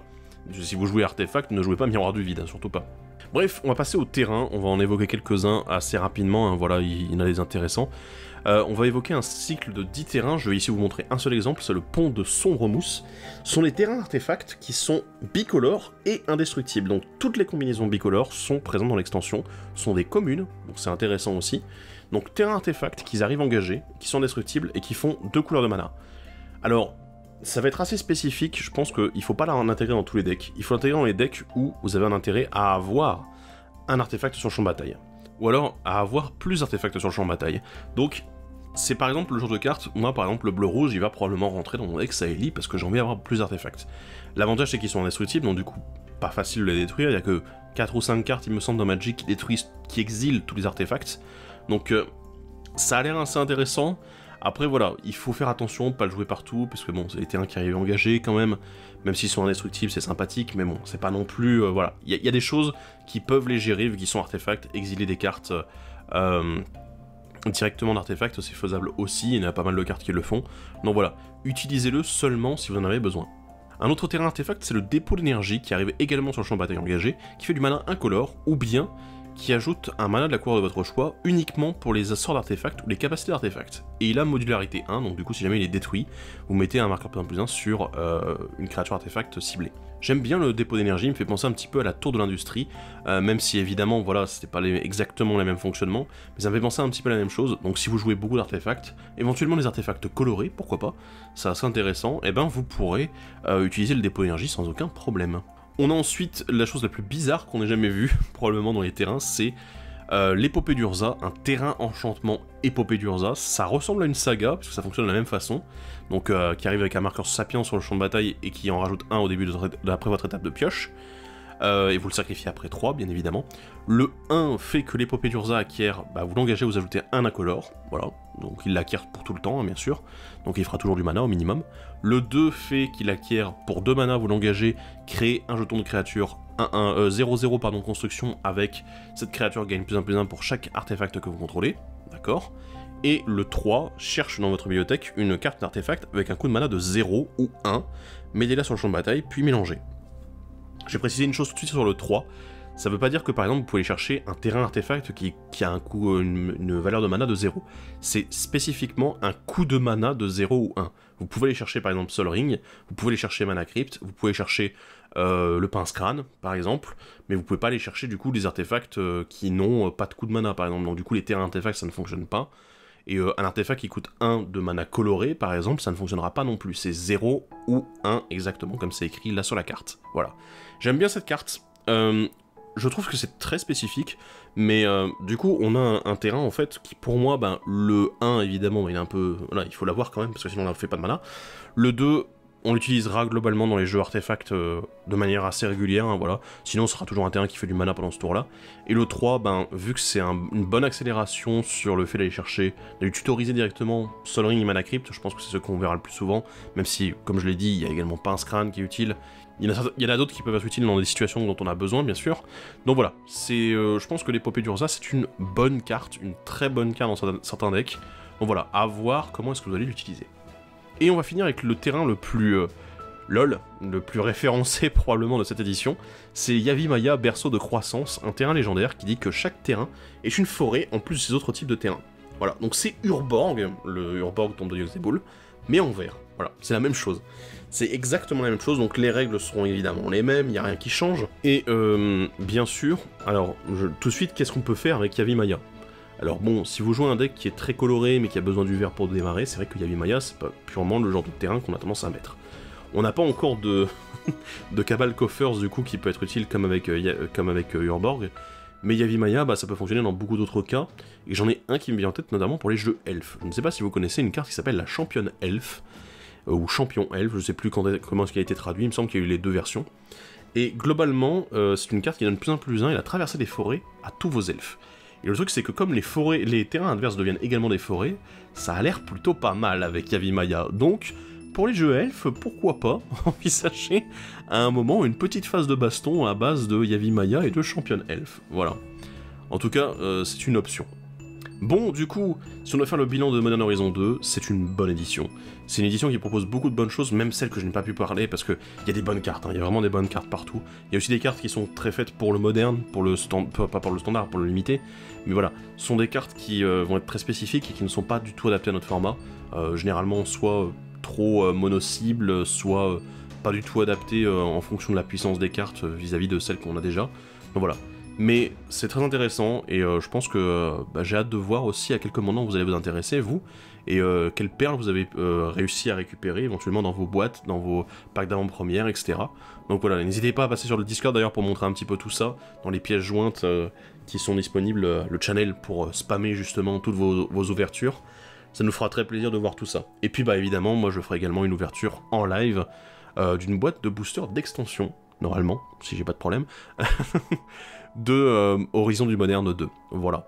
Donc voilà, sur ce, on va se laisser, et puis je vous dis à la prochaine. Salut à tous!